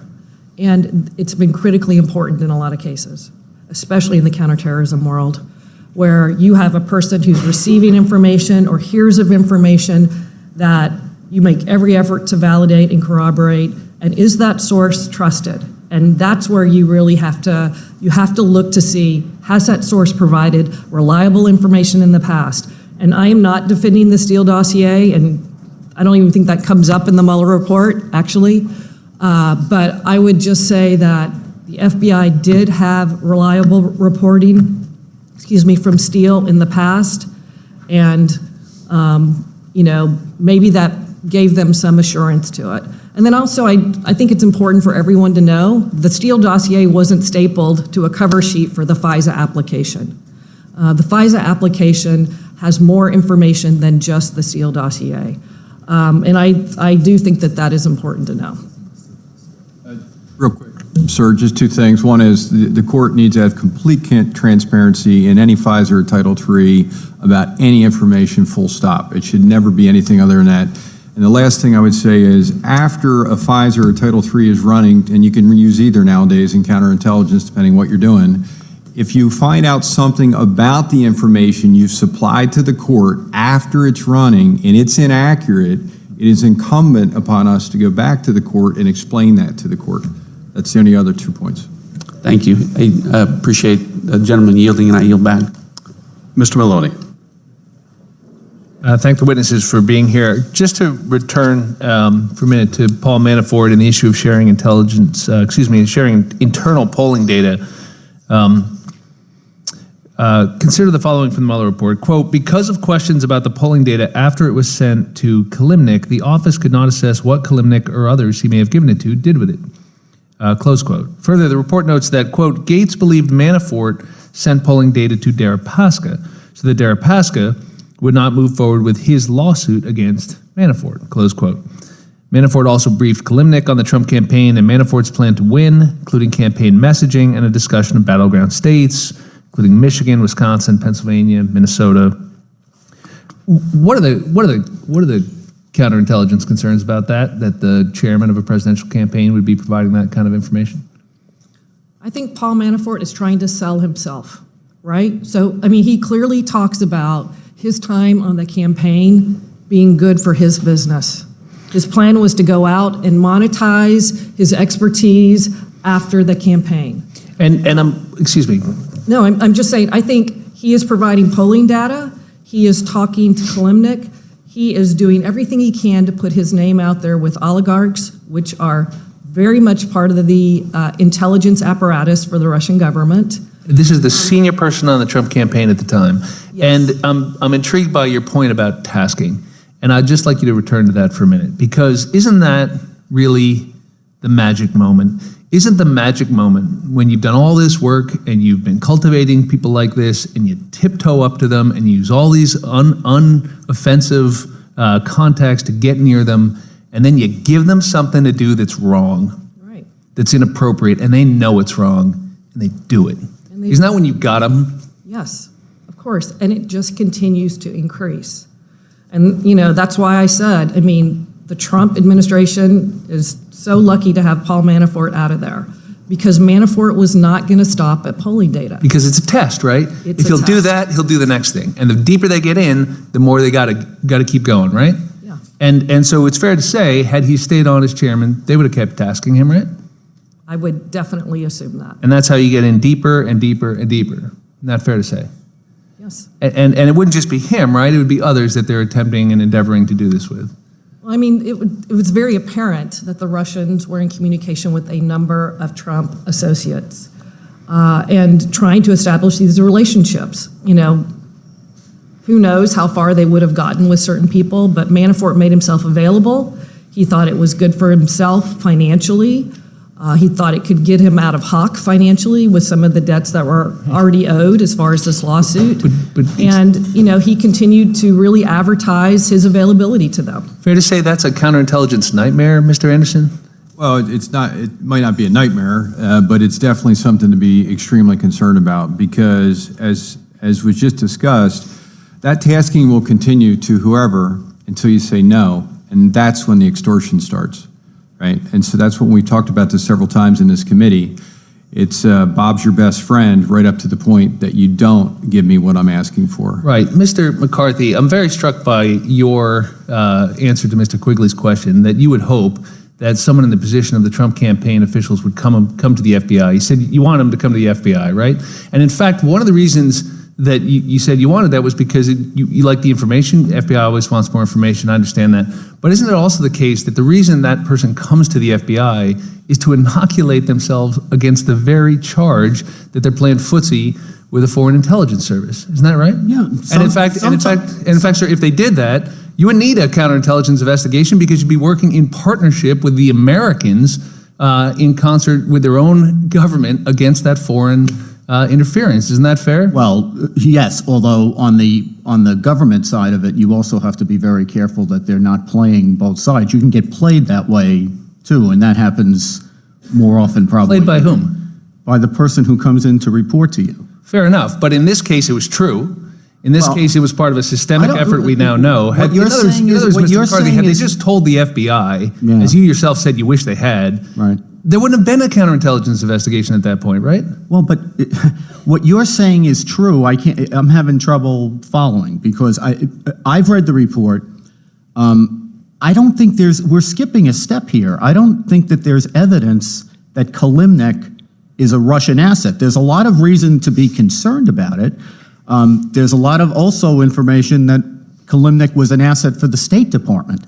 The connection that Kalimnik had to Russian intelligence goes back 20 years ago. Forget about Kalimnik. What about the Trump Tower meeting? You guys are saying he was tasked. How do we know he was tasked? There's no evidence that he was tasked. I'm not asking you about Kalimnik. Excuse me, my time's expired. But with the chairman's indulgence, the Trump Tower meeting, or any of the improper contexts that we now know were part of this effort by the Russian intelligence services. My point is, sir, if the Trump campaign had simply picked up the phone and called the FBI and said, "We're worried about this," it would have gone a long way to inoculating them against the concern that they were working in concert with a foreign intelligence operation. I couldn't agree more with that, and I think anybody who thinks that they've been approached by a Russian asset should notify the FBI. Thank you, Mr. Chairman. Mr. Hurd. Thank you, Mr. Chairman. I'd like to yield as much time as he may consume to the gentleman from California, Ranking Member Nunes. Thank you, Mr. Hurd. Appreciate that. I just want to take time to clarify a few things. Is it a crime for any American to appear on RT and take money from RT? I'm not aware that it is. No. I'm a little confused as to, I don't want to put words in any of the witnesses' mouth, but maybe it was from folks up here on the dais. But we have numerous former government officials and current government officials that appear on RT all the time and take money from it. I'm a little alarmed that people would make some type of reference that the former head of the DIA who goes to the DIA to tell them, hey, I'm going to go and meet with Putin, I'm going to get paid to go on RT, goes there, does it, then reports back that somehow, now I don't know that other former government officials are doing that same thing when they take large sums of money, but to hear people, you know, whether it's, I don't want to put words in any of your mouth, but I thought that that's what I heard, that it wasn't okay for the former head of DIA to go and give a speech like all former politicians and presidents do. Did I hear that? Is it okay for General Flynn to go to RT, or is it not? I mean, I think people do it all the time in the private sector and go give speeches. I think as long as that's what it is, it's fine. I mean, I know that General Hayden, a friend of mine, friend of this committee for a long time, I mean, I don't know if he was paid by RT or not, but he did many appearances on RT. The other thing that is a little alarming to me is this talk that General Flynn, by talking to the Russian ambassador when he's the incoming national security advisor, would be somehow targeted by the FBI or any counterintelligence capability in this country when he's just talking to the Russian ambassador, even if he doesn't agree with the Obama administration on sanctions. Because if that's the case, I mean, John Kerry should be under a full-blown criminal investigation for violating the Logan Act right now. Should John Kerry be under investigation right now for violating the Logan Act, Mr. Anderson? I have no idea what John Kerry's doing. I mean, well, it's been widely reported that John Kerry has had numerous meetings with the Iranian regime during the Trump administration. I would have to see a lot more about that, sir. I have no idea. I mean, as far as going back to your original question, sir, as far as like the incoming national security advisor talking to the Russian ambassador on its own, I mean, that's not something that's going to raise a counterintelligence flag. You have to look at the totality of what's going on. I don't understand anything outside of this report that went on with Mike Flynn, who I also know, and the ambassador, but that wouldn't on its own trigger any type of national security flag. While it may not trigger an investigation, I think you have to be mindful of how that looks to the Russian government. And that's why I said it could be a counterintelligence concern, right? It may not trigger an investigation, but I just think it's preposterous for me to think that a three-star general, the architect of killing terrorists, really bad al-Qaeda terrorists, is somehow connected to the Russian government. And I mean, you know, for him talking to the Russian ambassador, I just think that's what we expect. I would expect, no matter if it's Democrat or Republican administration coming in, that whoever the national security team is, that they would talk to the Russian ambassador, or any ambassador for that matter. I also don't think, as much as I disagree with John Kerry, the former Secretary of State, I also don't think that he should be investigated for violating the Logan Act right now, just to get that on the record. However, some on this side of the aisle, on the left, and the media have continued to bash General Flynn for talking to the Russian ambassador, but at the same time they say nothing about Secretary Kerry meeting with the Iranians. I don't think it was just talking to the Russian ambassador. I think that's what the difference is here. I think General Flynn reached out in what he considered to be an official position prior to the inauguration of the Trump administration and decided to do foreign policy work in the midst of another administration. And that is no different than what John Kerry is doing right now. I'm sorry. So you would want to investigate John Kerry? No, I'm not saying anybody gets investigated here, but I am saying it is a counterintelligence concern. And it's just like where we are saying that, yes, no criminal charge has been filed relative to Mueller's findings. It still does not mean that there is not a national security threat.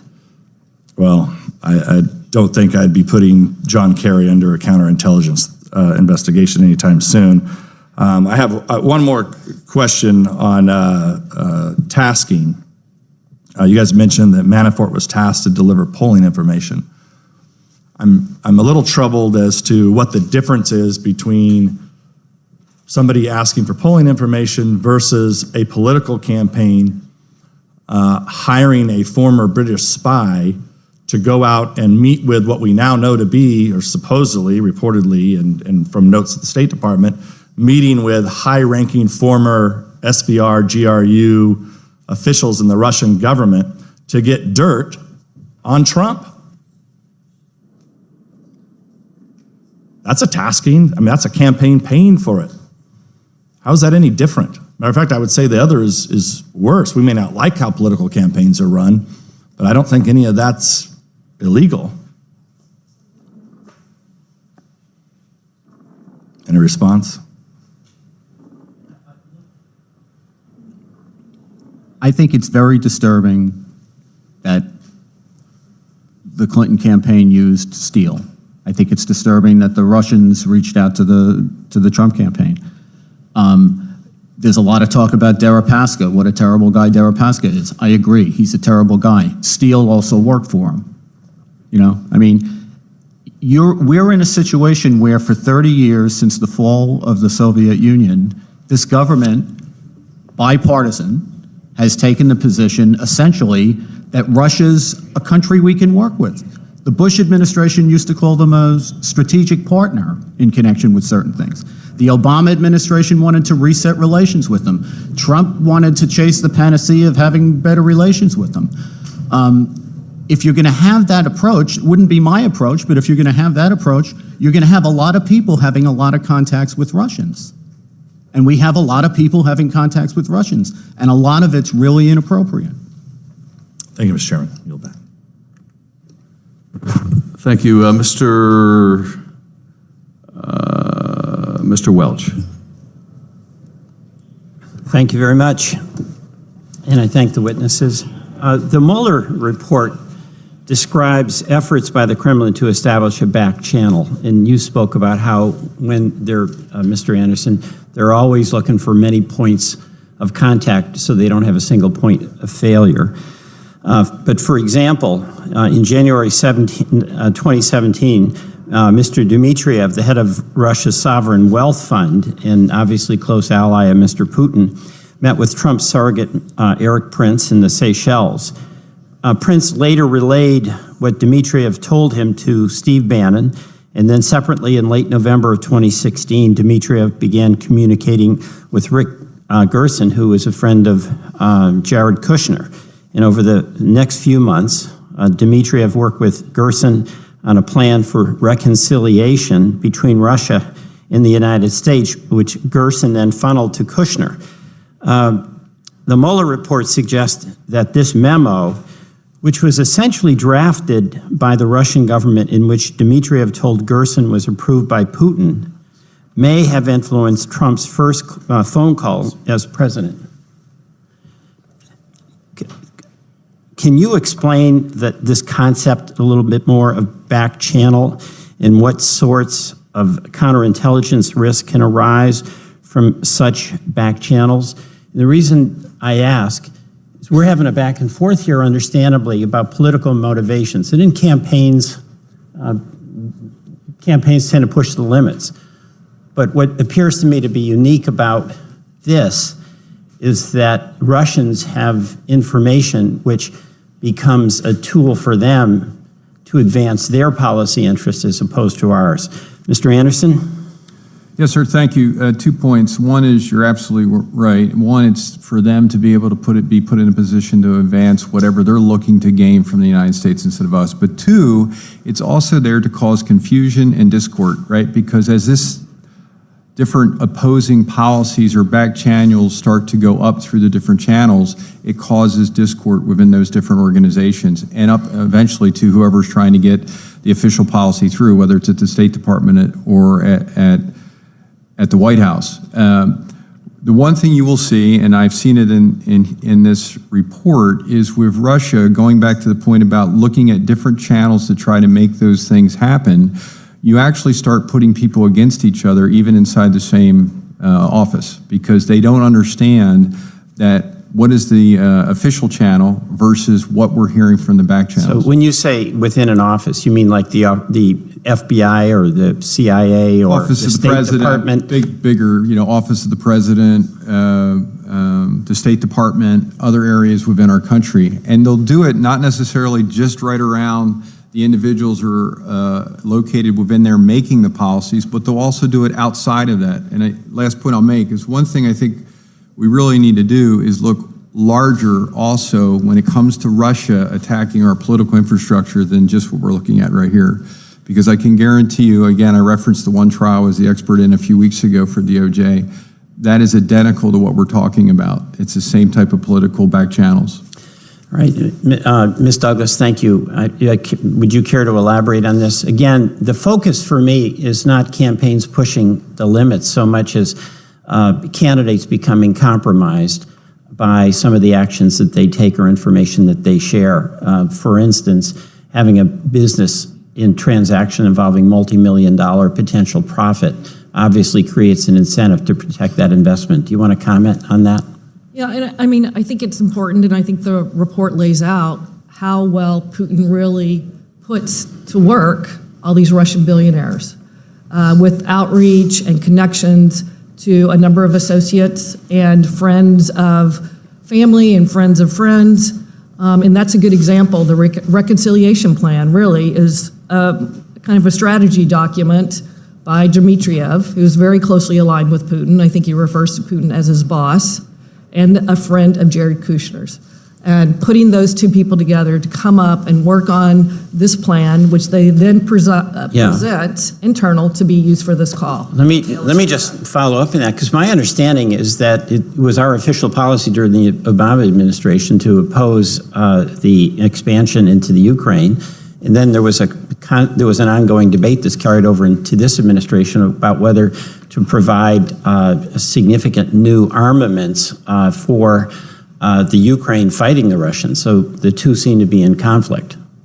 Yeah, I mean, I think just having that kind of external input into a very early stage administrative strategy appears to be very unusual. Thank you. I yield back. Thank you.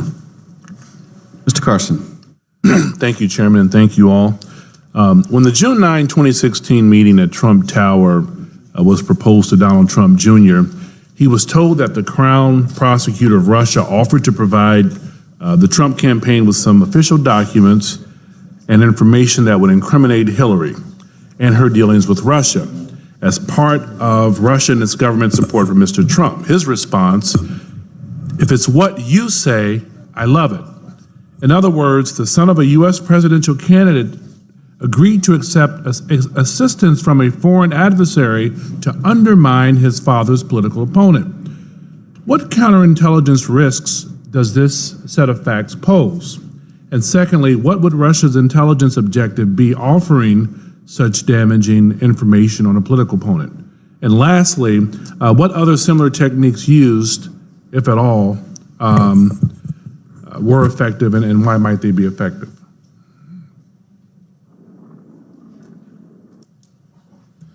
So first, as we've said before, I think it's the ability to get access to the administration. That's where it starts, right? You're talking to people that are around the president or potential president of the United States.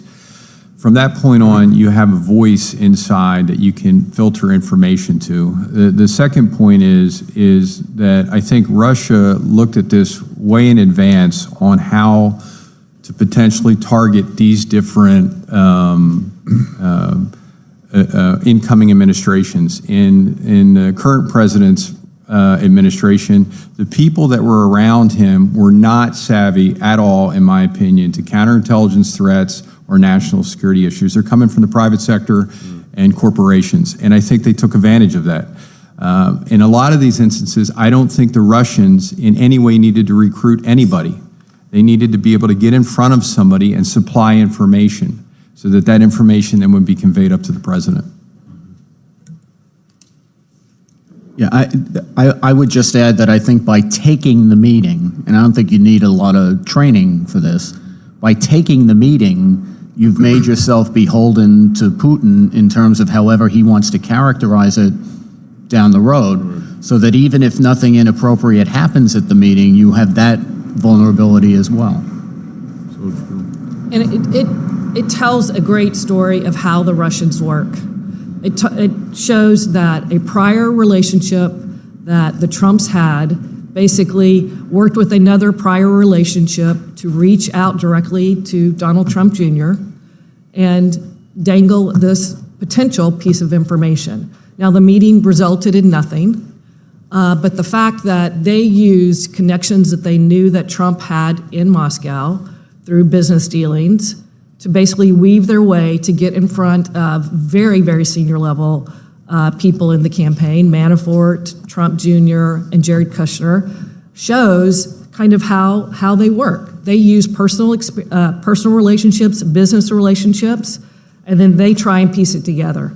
And like Bob said, I think the one thing that's illustrated is the fact that they were able to access such a high level. Thank you. One of the topics of discussion at the June 9th meeting were the U.S. sanctions imposed under the Magnitsky Act. How might Russia have leveraged the Trump campaign's acceptance of Russian help to attack Hillary Clinton as an opening to seek access to and influence over Trump and his associates in order to affect U.S. policy regarding sanctions? I think part of that's more of the same. I think the biggest thing is access. In most of these types of situations, I think the acceleration of access to somebody as high as these people were, as Stephanie just said, doesn't happen as quickly. A lot of what you're seeing here is because, as I said before, I think people aren't looking at it as a counterintelligence threat or necessarily a national security threat. They're obtaining that. And the reason I'm saying this, Congressman, is because I think that accelerates the process.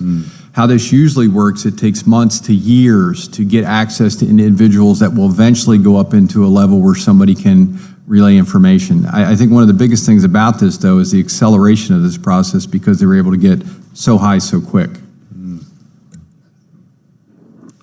Thank you for your service. I yield back, Chairman. Mr. Ratcliffe. Hey, Chairman. Mr. Anderson, I both appreciated and agreed with your comments during my last round of questioning about the need to update and correct ongoing FISA applications. I want to ask you about the obligations as it relates to exculpatory information. As you know, in the criminal case, we have what's called the Brady Rule, where the government has an obligation upon request to provide any exculpatory information to a defendant that the government may have. Obviously, in a counterintelligence or Title III, it's a different proceeding where the defendant isn't represented. But we know that in this case, the FBI has asserted that the underlying predicate for this counterintelligence investigation was George Papadopoulos in a conversation that he had allegedly with an Australian diplomat. If the FBI had exculpatory information or a contradictory information that contradicted that underlying predicate, would you agree with me that the FBI had an obligation not to withhold that and to provide that to the FISA court? I think the FBI, one, should have vetted both the information as best they could, and then two, I think there should have been a discussion with the DOJ and the FISA court about that information. And what if there was no discussion with the DOJ about that information? Would that have been improper? I don't know if it would have been improper, but I don't think that would have been the true transparency that those type of hearings need, especially as I think one of the congressmen brought up earlier. This is a significant power when you're looking at FISA or Title III authority. Mr. McCarthy, what's your take on that? You know, in our world, I'm in the same world you were in for a long time, which is criminal investigations. There's some laxity involved in how much you have to disclose with respect to exculpatory information, for example, in the grand jury. But I think the big difference here is that the criminal process has a way of keeping people honest that unfortunately the counterintelligence process doesn't. So even though when you go to get a search warrant or an arrest warrant from a judge in a regular criminal case, you get to go in secret. They're in the sense that they're sealed proceedings and there's no one there representing the defendant. But everybody knows or assumes in the equation that there will eventually be a prosecution, in which case everything will be revealed. The defense is going to get complete discovery of what you represented to the court, and they'll be able to go to work on it. In the FISA process, the only due process an American who is suspected of being an agent of a foreign power ever gets is if the FBI complies with its rules and procedures and the FISA court holds them to it in that proceeding. And I shouldn't confine it just to the FBI, it's the Justice Department as well. To my mind, and I think this is reflective of what most people in that equation think and what the FISA judges seem to think, there's a higher obligation to be transparent, knowing that that process that you get in the criminal thicket, where everybody's going to get discovery of what you did in the court, is not going to happen. Let me, in my remaining time, ask you, Mr. McCarthy, you've had a number of questions about the need or the desire or whether or not it was appropriate to advise Donald Trump about Russian efforts to interfere in his campaign during a defensive briefing. We know that a defensive briefing took place, was conducted by the FBI on August 17th of 2016. If I may, I've heard that before. I happen to have been at a meeting at Trump Tower that day, and I know with a bunch of other people. They were going over to get a briefing that candidates get. Candidate defensive briefing. Right, but it was not the targeted defensive briefing that they were talking about in this committee's report that Lynch and Comey and McCabe were talking about in the spring of 2016. Okay, but to my question, earlier you said a reason that at whatever time candidate Trump may not have received a briefing about Russian interference efforts would be if they had already determined that the Steele dossier was true or that he was the subject of a criminal investigation. But we know that that wasn't the case because we know that the FBI director told the President Trump, well into early 2017, that he was not the subject of a criminal investigation, that he was not under investigation. So what reason would the FBI have had in 2016? What legitimate reason would they have had in 2016 not to advise candidate Trump or President-elect Trump about Russian interference threats? I don't think they had a good reason. I think it would have been preferable if they had done a defensive briefing. I'm familiar with former Director Comey's testimony about this, and I would just point out that he pointed out, I think it was in testimony to this committee, that not everybody on his advisory team agreed with his idea of telling the president or the president-elect that he was not a suspect simply because, in a very technical sense, his name was not on any file and he was not listed as an interceptee on any FISA. And the point that was made to him, which he ultimately rejected, as I understand it, was that the way the investigation was structured, they were looking at the campaign and they were taking evidence about the campaign. And since it was Trump's campaign, obviously he was a subject of what they were looking into. So to tell him that he wasn't a subject seemed like it could be misleading. So I think they should have been more forthcoming with him about his status in the investigation, and I think it would have been preferable if they had done a defensive briefing. I agree with you, and with that I yield back. Ms. Demings. Thank you, Mr. Chairman. Thank you to our witnesses today. Mr. Anderson, page 10 of the Mueller report notes that the special counsel's office learned that some of the individuals they interviewed or whose conduct they investigated, including some associated with the Trump campaign, deleted relevant communications or communicated using applications that feature encryption or that do not provide for long-term retention of data or communication records. In such cases, the office was unable to corroborate witness statements through comparison to contemporaneous communication or fully question witnesses about statements that appeared inconsistent with other known facts. Given these identified gaps, the office was unable to rule out the possibility that the unavailable information would shed additional light on or cast in a new light the events described in the report, yet the special counsel could not necessarily know if the person on the other side of the communication, likely in a foreign country, might have saved those messages. And coming from a law enforcement background, this is particularly concerning to me. How might a foreign power like Russia leverage knowledge of a U.S. person deleting communications with an agent or other individual working on behalf of the Russian government? Thank you for the question. I think this is a huge part of our new world we live in. There's numerous different encrypted apps that people use in the private sector. Nowadays, there's hundreds of millions of people that use those apps. I think from a counterintelligence hostile adversary point of view, anytime that information is transmitted to someone that can have access to then deliver it to an intelligence service, there's an issue. because that person is not going to delete the information. That person is going to keep the information and most likely put it into a pool of information where it's correlated and that they can use it.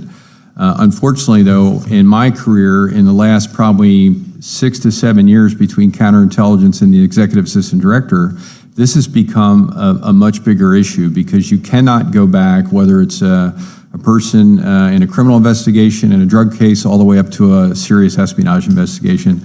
The last point I'll make, ma'am, is I do think when we look at the safety of our country, when it comes to people in certain political positions, I think that we need to have more standards about what type of communications they can actually use for this matter. And you talked a little bit about this earlier, but in its heyday, the Soviet KGB collected reams of information on its surveillance targets. Do you believe the KGB's successors, such as FSB or SVR or the GRU, continue these practices? Yes, and I'll tell you just from my own experience, 30-some years ago when I started in law enforcement, the only way you could find out about somebody was hard footwork, going out, knocking on doors, and actually physically talking to them. Nowadays, with social media and cyber techniques and artificial intelligence is available to not only the open public, but more sophisticated versions of that to hostile intelligence services. They have a pretty good idea of what you like, what you don't like, who you want to hang out with, where you're going to go for coffee, and it just makes them much easier of a target. So I would tell you that the modern day version of what some of us have done 25, 30 years ago provides much more available information to target somebody. Thank you. And finally, we've discussed the concept of blackmail at several points today. But can you explain how the use of blackmail or leverage, including financial leverage over government officials by foreign powers, can pose a counterintelligence threat, danger? And I believe that should be of importance to all of us in this room. No, it is very much so. Russia, and there's a few other services that use this extensively, and they'll use either financial blackmail, personal relationship blackmail about potential criminal violations that nobody know about, that they actually know about. As I said earlier in the hearing, the one thing that you will notice with all of these type of progressions, at first it starts off almost non-incidental, asking, tasking, access, phone books, whatever, and it will move through that continuum. The blackmail historically doesn't really start, though, until you say no.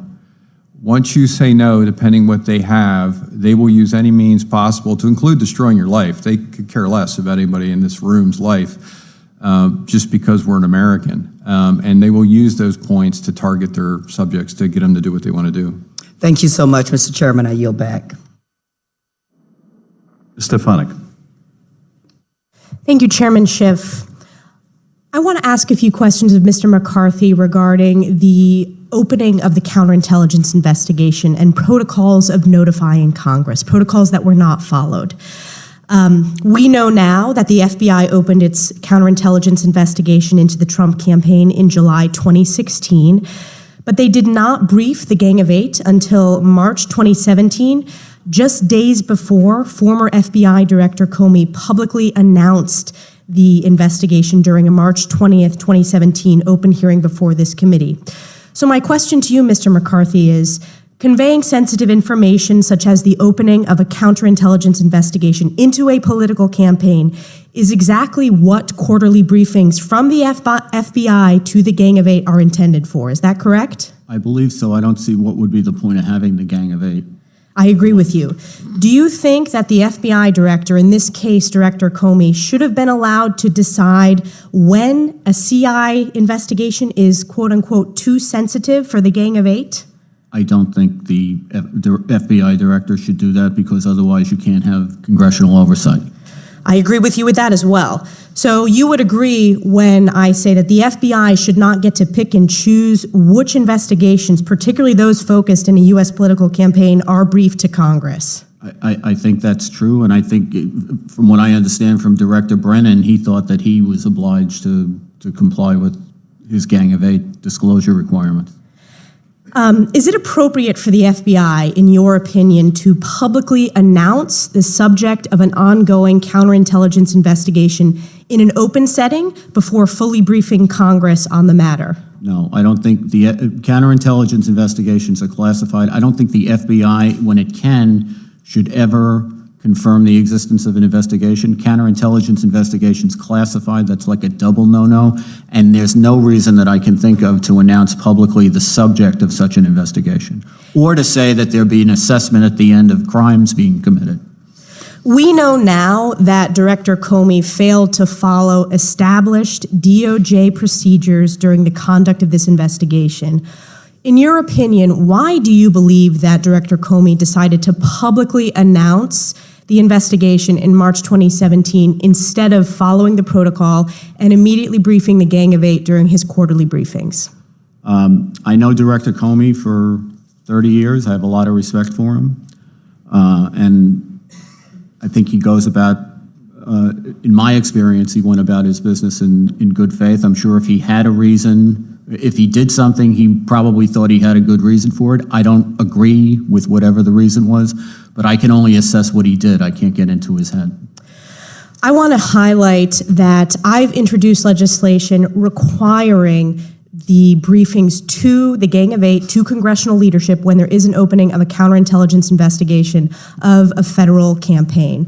We deserve to know this. It is clear that in this case in 2016, the process and procedures were circumvented. This should have been briefed to the Gang of Eight, and I think that's one of the critical questions that we need to continue asking in our oversight capacity. So with that, I yield back. Before I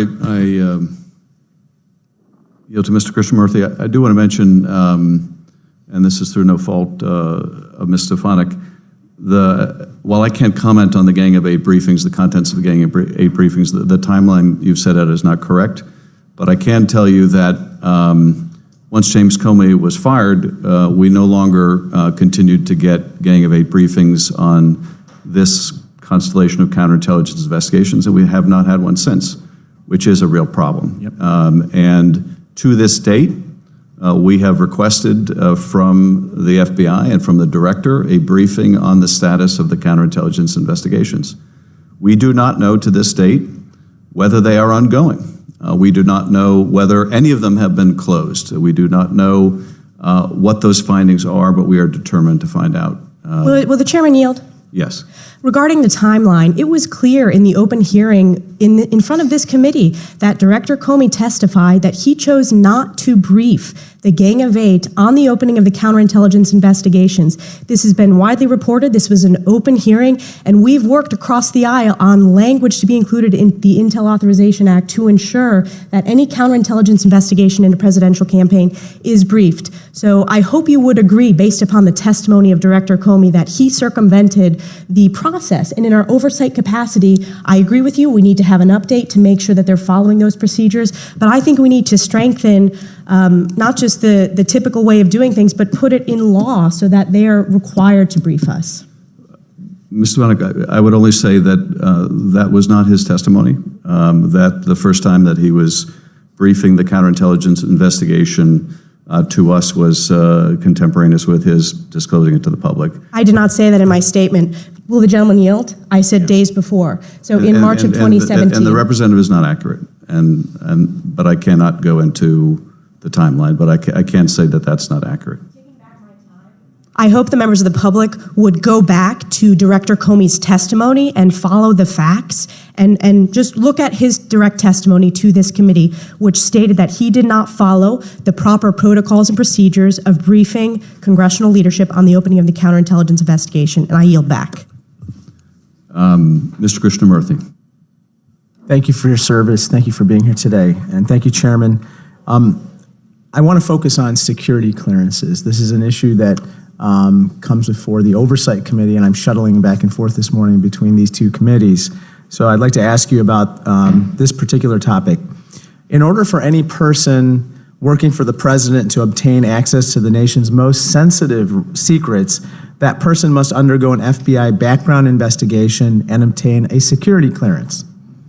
And one of the things that the FBI investigates is the candidate's contacts with foreign nationals and whether those relationships pose any risk that the candidate may be compromised by a foreign power. It has been widely reported that Jared Kushner's security clearance was initially denied last year because of serious concerns about foreign influence, private business interests, and personal conduct. There has also been reporting that Jared Kushner did not report all of his foreign contacts on the forms. These are the SF-86 forms he completed related to his security clearance application. What counterintelligence risks arise when an applicant is not fully forthcoming or honest in his or her security clearance application? Mr. Anderson? Thank you, sir. Well, I think it's extremely important to have all the documented information in a thorough investigation before issuing any security clearance, especially when you get above the secret level into top secret SCI information, which, that's almost every major meeting in the national security realm in the White House. So I think that's very important. I also think, coupled with that, the mandatory financial disclosures and other information that's required every 5 years, and in some cases, and in the FBI's organization, there's a polygraph. I've had 6 of them in my career, to just make sure that the individual that's entrusted with the ability to see that information is safe for our country. Okay, but what if they don't, let me ask Ms. Douglas, what if they're not forthcoming or honest? And how can a foreign power take advantage of that particular situation? Well, I don't know all the specifics around Mr. Kushner's clearance issues, but I think there's potential if you are trying to hide or be deceptive about your contacts, that could be something a foreign intelligence agency could take advantage of, right? So it doesn't, those forms are incredibly detailed. It's a global world, so people have many foreign contacts these days, especially somebody like Mr. Kushner who has global businesses, right? So can you walk us through, give us a specific example, like what would a Russian agent try to do if he or she knew that Mr. Kushner did not report a certain foreign contact? Well, on any kind of information that you're not being truly honest with, if you can be compromised based on your dishonesty about something, that's something a foreign intelligence agency can take advantage of. And then what is the impact of that if that individual that you are trying to manipulate has access to top secret materials? Right. You could potentially say that then if that person is compromisable, are they in a position where, since they have access to very sensitive information, are they willing to provide information to you in order not to be disclosed as being dishonest with an SF-86 or something? And have you seen this in your career where such a situation ever developed, where a Russian entity or even any other foreign entity tried to take advantage of someone in that type of situation? I've seen instances where people have not disclosed sensitive foreign national contacts, but I have not seen an instance where the foreign actor has taken advantage of that fact because they don't want it disclosed either, so they're not going to jeopardize that. They're usually already in a relationship. I've not seen exactly your description of it, but I have seen individuals in certain former espionage cases that I actually briefed to this committee years ago that they were looking at aspects on ways to get towards them around their clearance issues. I've not seen them actually follow through with different aspects of it, as Stephanie said. And what type of reform would you make in that type of situation to prevent that type of situation from arising?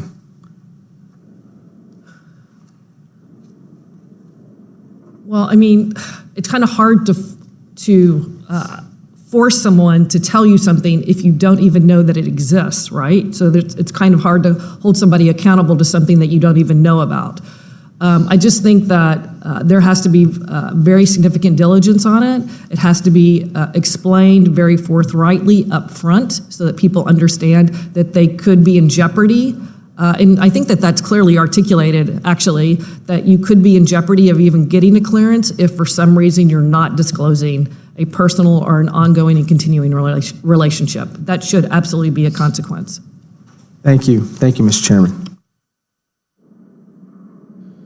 Thank you. I have some follow-up questions. On the FISA application, Mr. McCarthy, what was the time of the first FISA application? When was that first sought before the court? Mr. Chairman, my recollection is, I think October 21st, which I think comes from a document from this committee, if I remember, October 21st of 2016. And at that point, the counterintelligence investigation had been open for several months already, is that correct? The FBI's investigation formally opened, as I understand it, at the end of July. So that investigation certainly was open for over 2 months.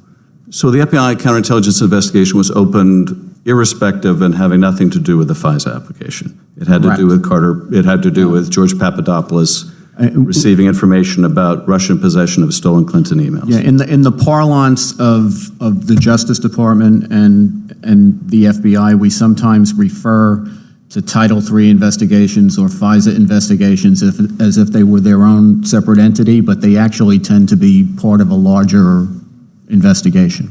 But in this case, the theory that the counterintelligence investigation of those around the president is flawed from its inception is in itself flawed because the FISA application didn't take place until months after the investigation was open, correct? I don't understand your question. Well, some argue that we should ignore everything Bob Mueller has to say. We should ignore everything the Russians did because they have problems with aspects of the FISA application. But the FISA application was open months after the investigation began, correct? Correct. It didn't initiate the investigation, correct? Also correct. In fact, Carter Page was not even with the Trump campaign anymore at the time the application was filed. Isn't that correct? I don't think that's relevant, but it is, as I understand, they had formally separated. I assume you know that when you get up on somebody's phones and stuff, you can go backwards as well as... It is certainly relevant, this is not Mr. McCarthy, if you're making an accusation of spying on the Trump campaign, that a FISA application, in fact, of Carter Page didn't begin until Carter Page was no longer with that campaign. Isn't that accurate? No, I think that if you're getting access to somebody's communications under circumstances where that access will afford you the opportunity to go backwards so that you can read their communications while they're in the campaign. And do you know that to be a fact, Mr. McCarthy, or are you speculating about that?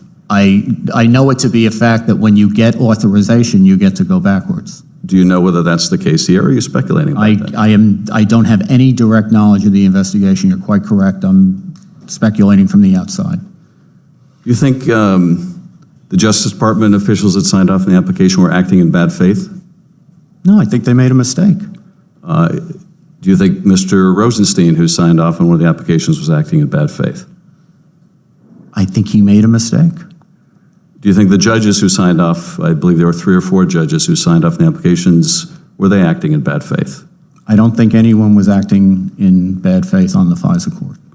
So all of them just made mistakes? Yes, that's right. That happens. Yeah. And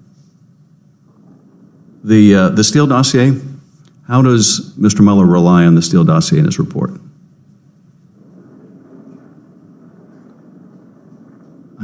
It's 200 pages. Off the top of my head, I can't think of anything that he relied on it for in terms of any kind of important conclusion. Short answer is he does not. Correct? I don't think so. I just don't want to. I don't want to give you a sloppy answer off the top of my head. Mr. McCarthy, when did you learn that there was a counterintelligence investigation of the Trump campaign?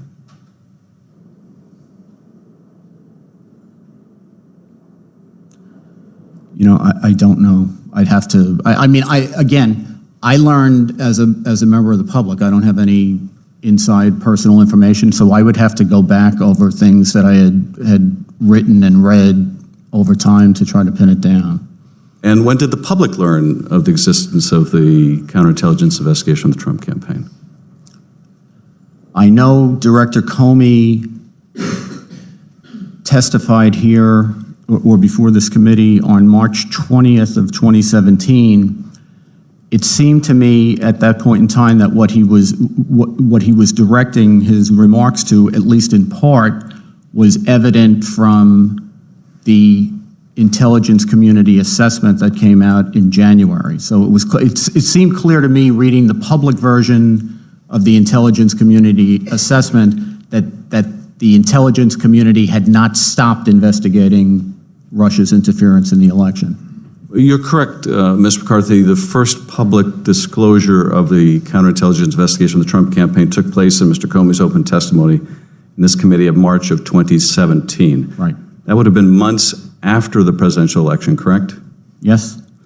If the personal animus reflected in the private emails between Mr. Strzok and Ms. Page reflected official actions to scuttle the Trump campaign, wouldn't the Trump investigation have been disclosed before the election, not after? I don't know that the bias that you detect from the emails would have had anything to do with when the investigation. The emails are. If FBI agents were determined to act unprofessionally and scuttle the Trump campaign, would they not have disclosed the fact that they were investigating the campaign of a presidential candidate for links with a foreign adversary?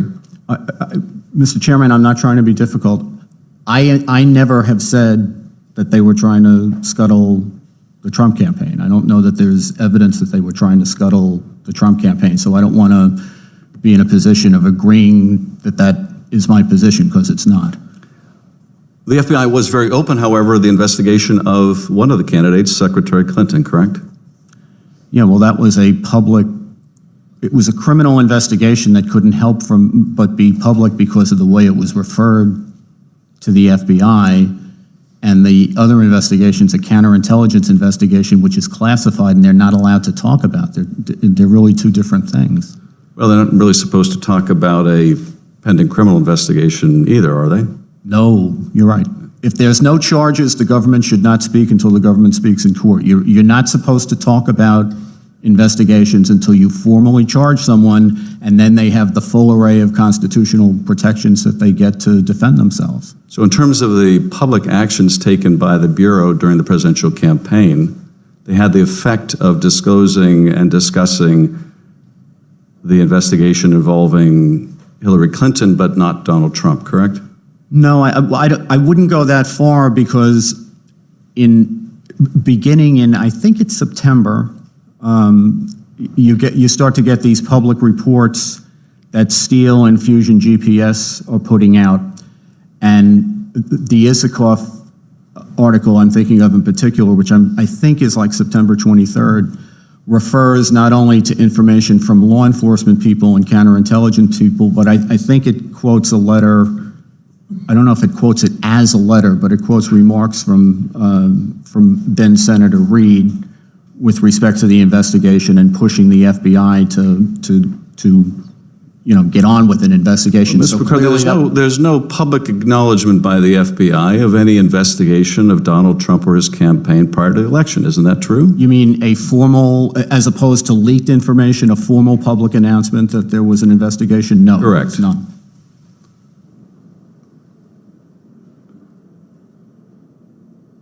Mr. McCarthy also said that Putin doesn't have a preference for candidates except for those who expects are going to lose. Right. What other examples do you have for that declaration apart from the last campaign?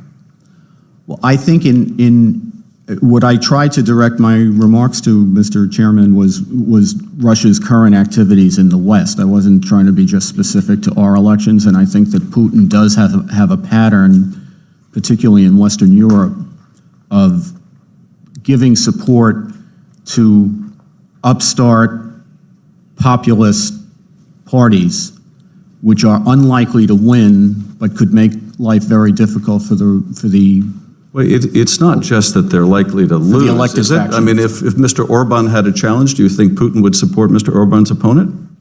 I don't know what Putin would do. Really, Mr. McCarthy? Really. Okay.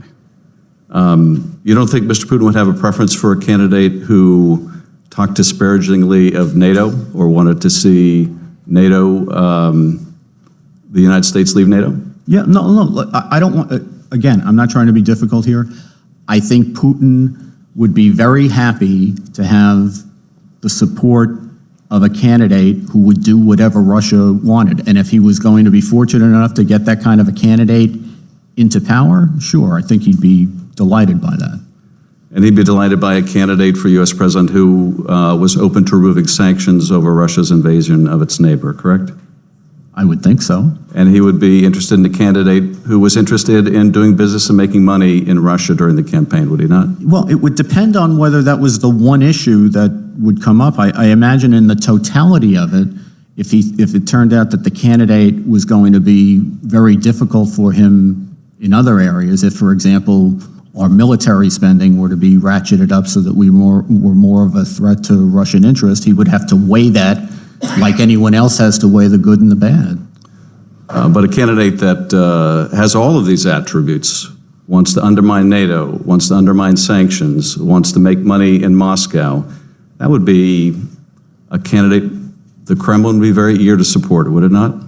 Yeah, I think you would think if that was the only part of the ledger that we were talking about, and on the other side, there wasn't another side of the ledger where there was going to be an increase in military spending and an increase in support of actors who were opposed to Russia's interest, he would have to weigh everything. I don't think Putin is as I understand it, is a very sophisticated actor. I don't think he acts on, one particular aspect or one particular item on a menu. I think he looks at the totality of the circumstances. And Ms. Douglas, do you have any quarrel with the special counsel's conclusion that through the social media campaign and the hacking and dumping of stolen Clinton and DNC emails that Putin and the Kremlin were attempting to help the Trump campaign and hurt the Clinton campaign? I think that was very clear from the very beginning. And I agree with Mr. McCarthy that this started back in 2014. And the reason it probably even before then, because they were so intent on not having Hillary Clinton as the president. And I think they ended up being very much to the benefit of the Trump campaign. And Mr. Anderson, do you concur that both the assessment of the intelligence community as well as Mr. Mueller's report that the Russians had a clear preference for Mr. Trump is borne out by the evidence? Yes. Let me ask you about what I started out with, the issue of Moscow Trump Tower.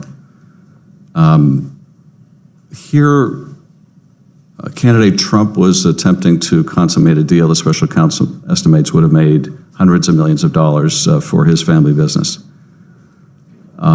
while claiming no business dealings with the Russians. When that transaction was revealed, when the fact that the business deal went on through the middle of the presidential campaign was disclosed, and emails were produced showing Michael Cohen reaching out to Dmitry Peskov, someone close to President Putin.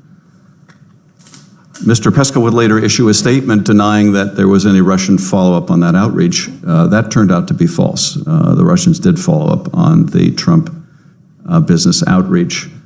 What does it mean that the Kremlin, how do you interpret the Kremlin issuing a false statement in support of the president's own false statements about the deal? Well, I think probably the Kremlin issues a lot of false statements. I think... But why would the Kremlin have an interest in covering up for the President of the United States,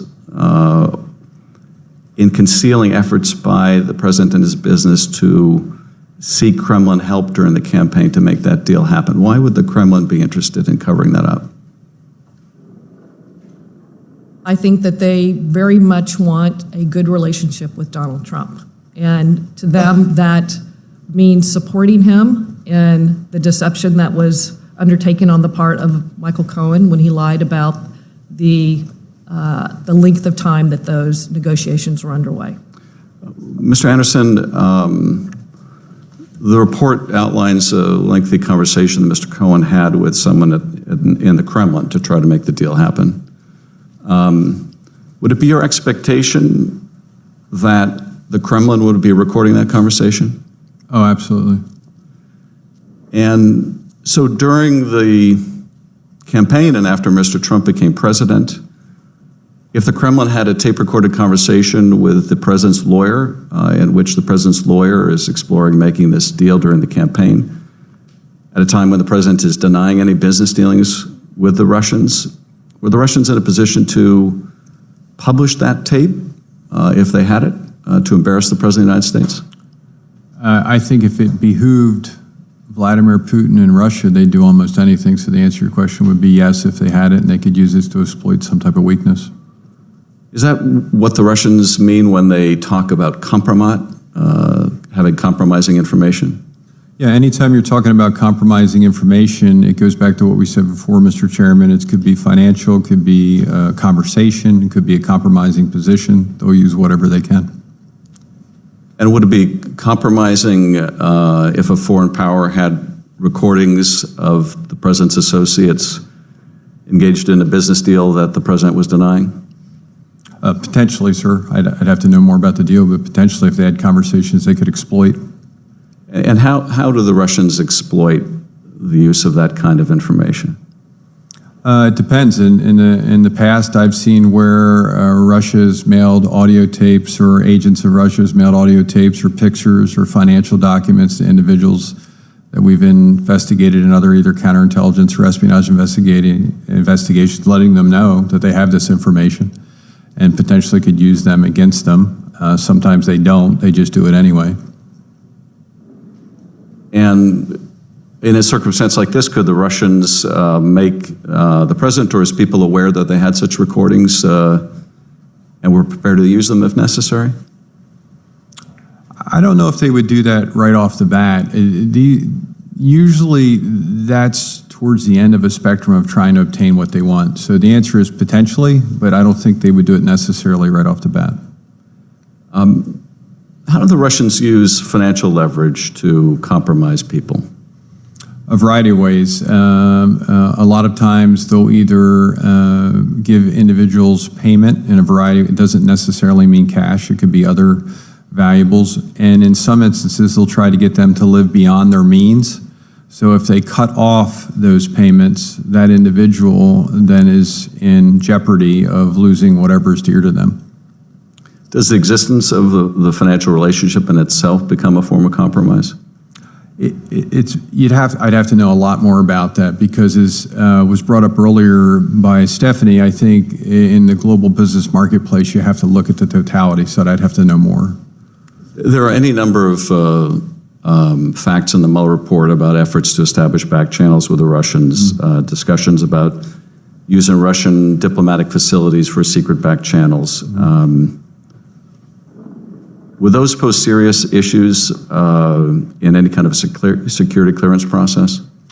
They absolutely could, depending what was being discussed and what the individuals were doing with the information that they were pushing. And then obviously, depending on the level of the information, when I mean level, classification level of information, that they're talking to individuals from a foreign country. Finally, with respect to Mr. Flynn, if a national security advisor or advisor designate is having a secret conversation with a foreign adversary and endeavoring to undermine existing U.S. policy, and then is dishonest about that, what are the counterintelligence implications of that? Well, obviously, the key here is the deception. The deception makes the person vulnerable. It's not even the act. The fact that somebody has a multi-million-dollar business in Russia doesn't compromise them. The fact that they're trying to hide it or be deceptive about the extent of their relationship could possibly make them vulnerable. And just like the case with Mike Flynn, it's not the fact that he had that conversation, whether it was appropriate or not appropriate. It's the fact that he chose to be deceptive about it. that could make him vulnerable. If the National Security Advisor is talking with the Russian ambassador, or anyone else for that matter, let's say the Russian ambassador, would you have to presume that the Russians might be recording the conversation on the Russian end? Of course. And so if U.S. officials are, like the Vice President, are representing certain things that are not true, and the Russians know they're not true, and the Russians possess a recording of that, are the Russians in a position to compromise the administration? Yes, they are if somebody is not telling the truth about the conversation. If you come out and are honest about the conversation, it's hard to blackmail someone if you're being honest about what you've done. But if you're not being honest about what you've done, that's what makes you vulnerable. Mr. Nunes, any final questions? Yeah, thank you, Mr. Chairman. One of the things that, if we go back to the beginning, there's been a lot of talk about when did this investigation begin. Now, that's a open-ended question because we can say that this investigation could have begun in 2015 because we know some of the same players were having run-ins with individuals that have questionable ties to either Western intelligence or possibly political campaign operatives. But officially, they've said that it started at the end of July. When the public became aware of it, I guess it all depends on whether or not you believe the Washington Post and New York Times or Yahoo News.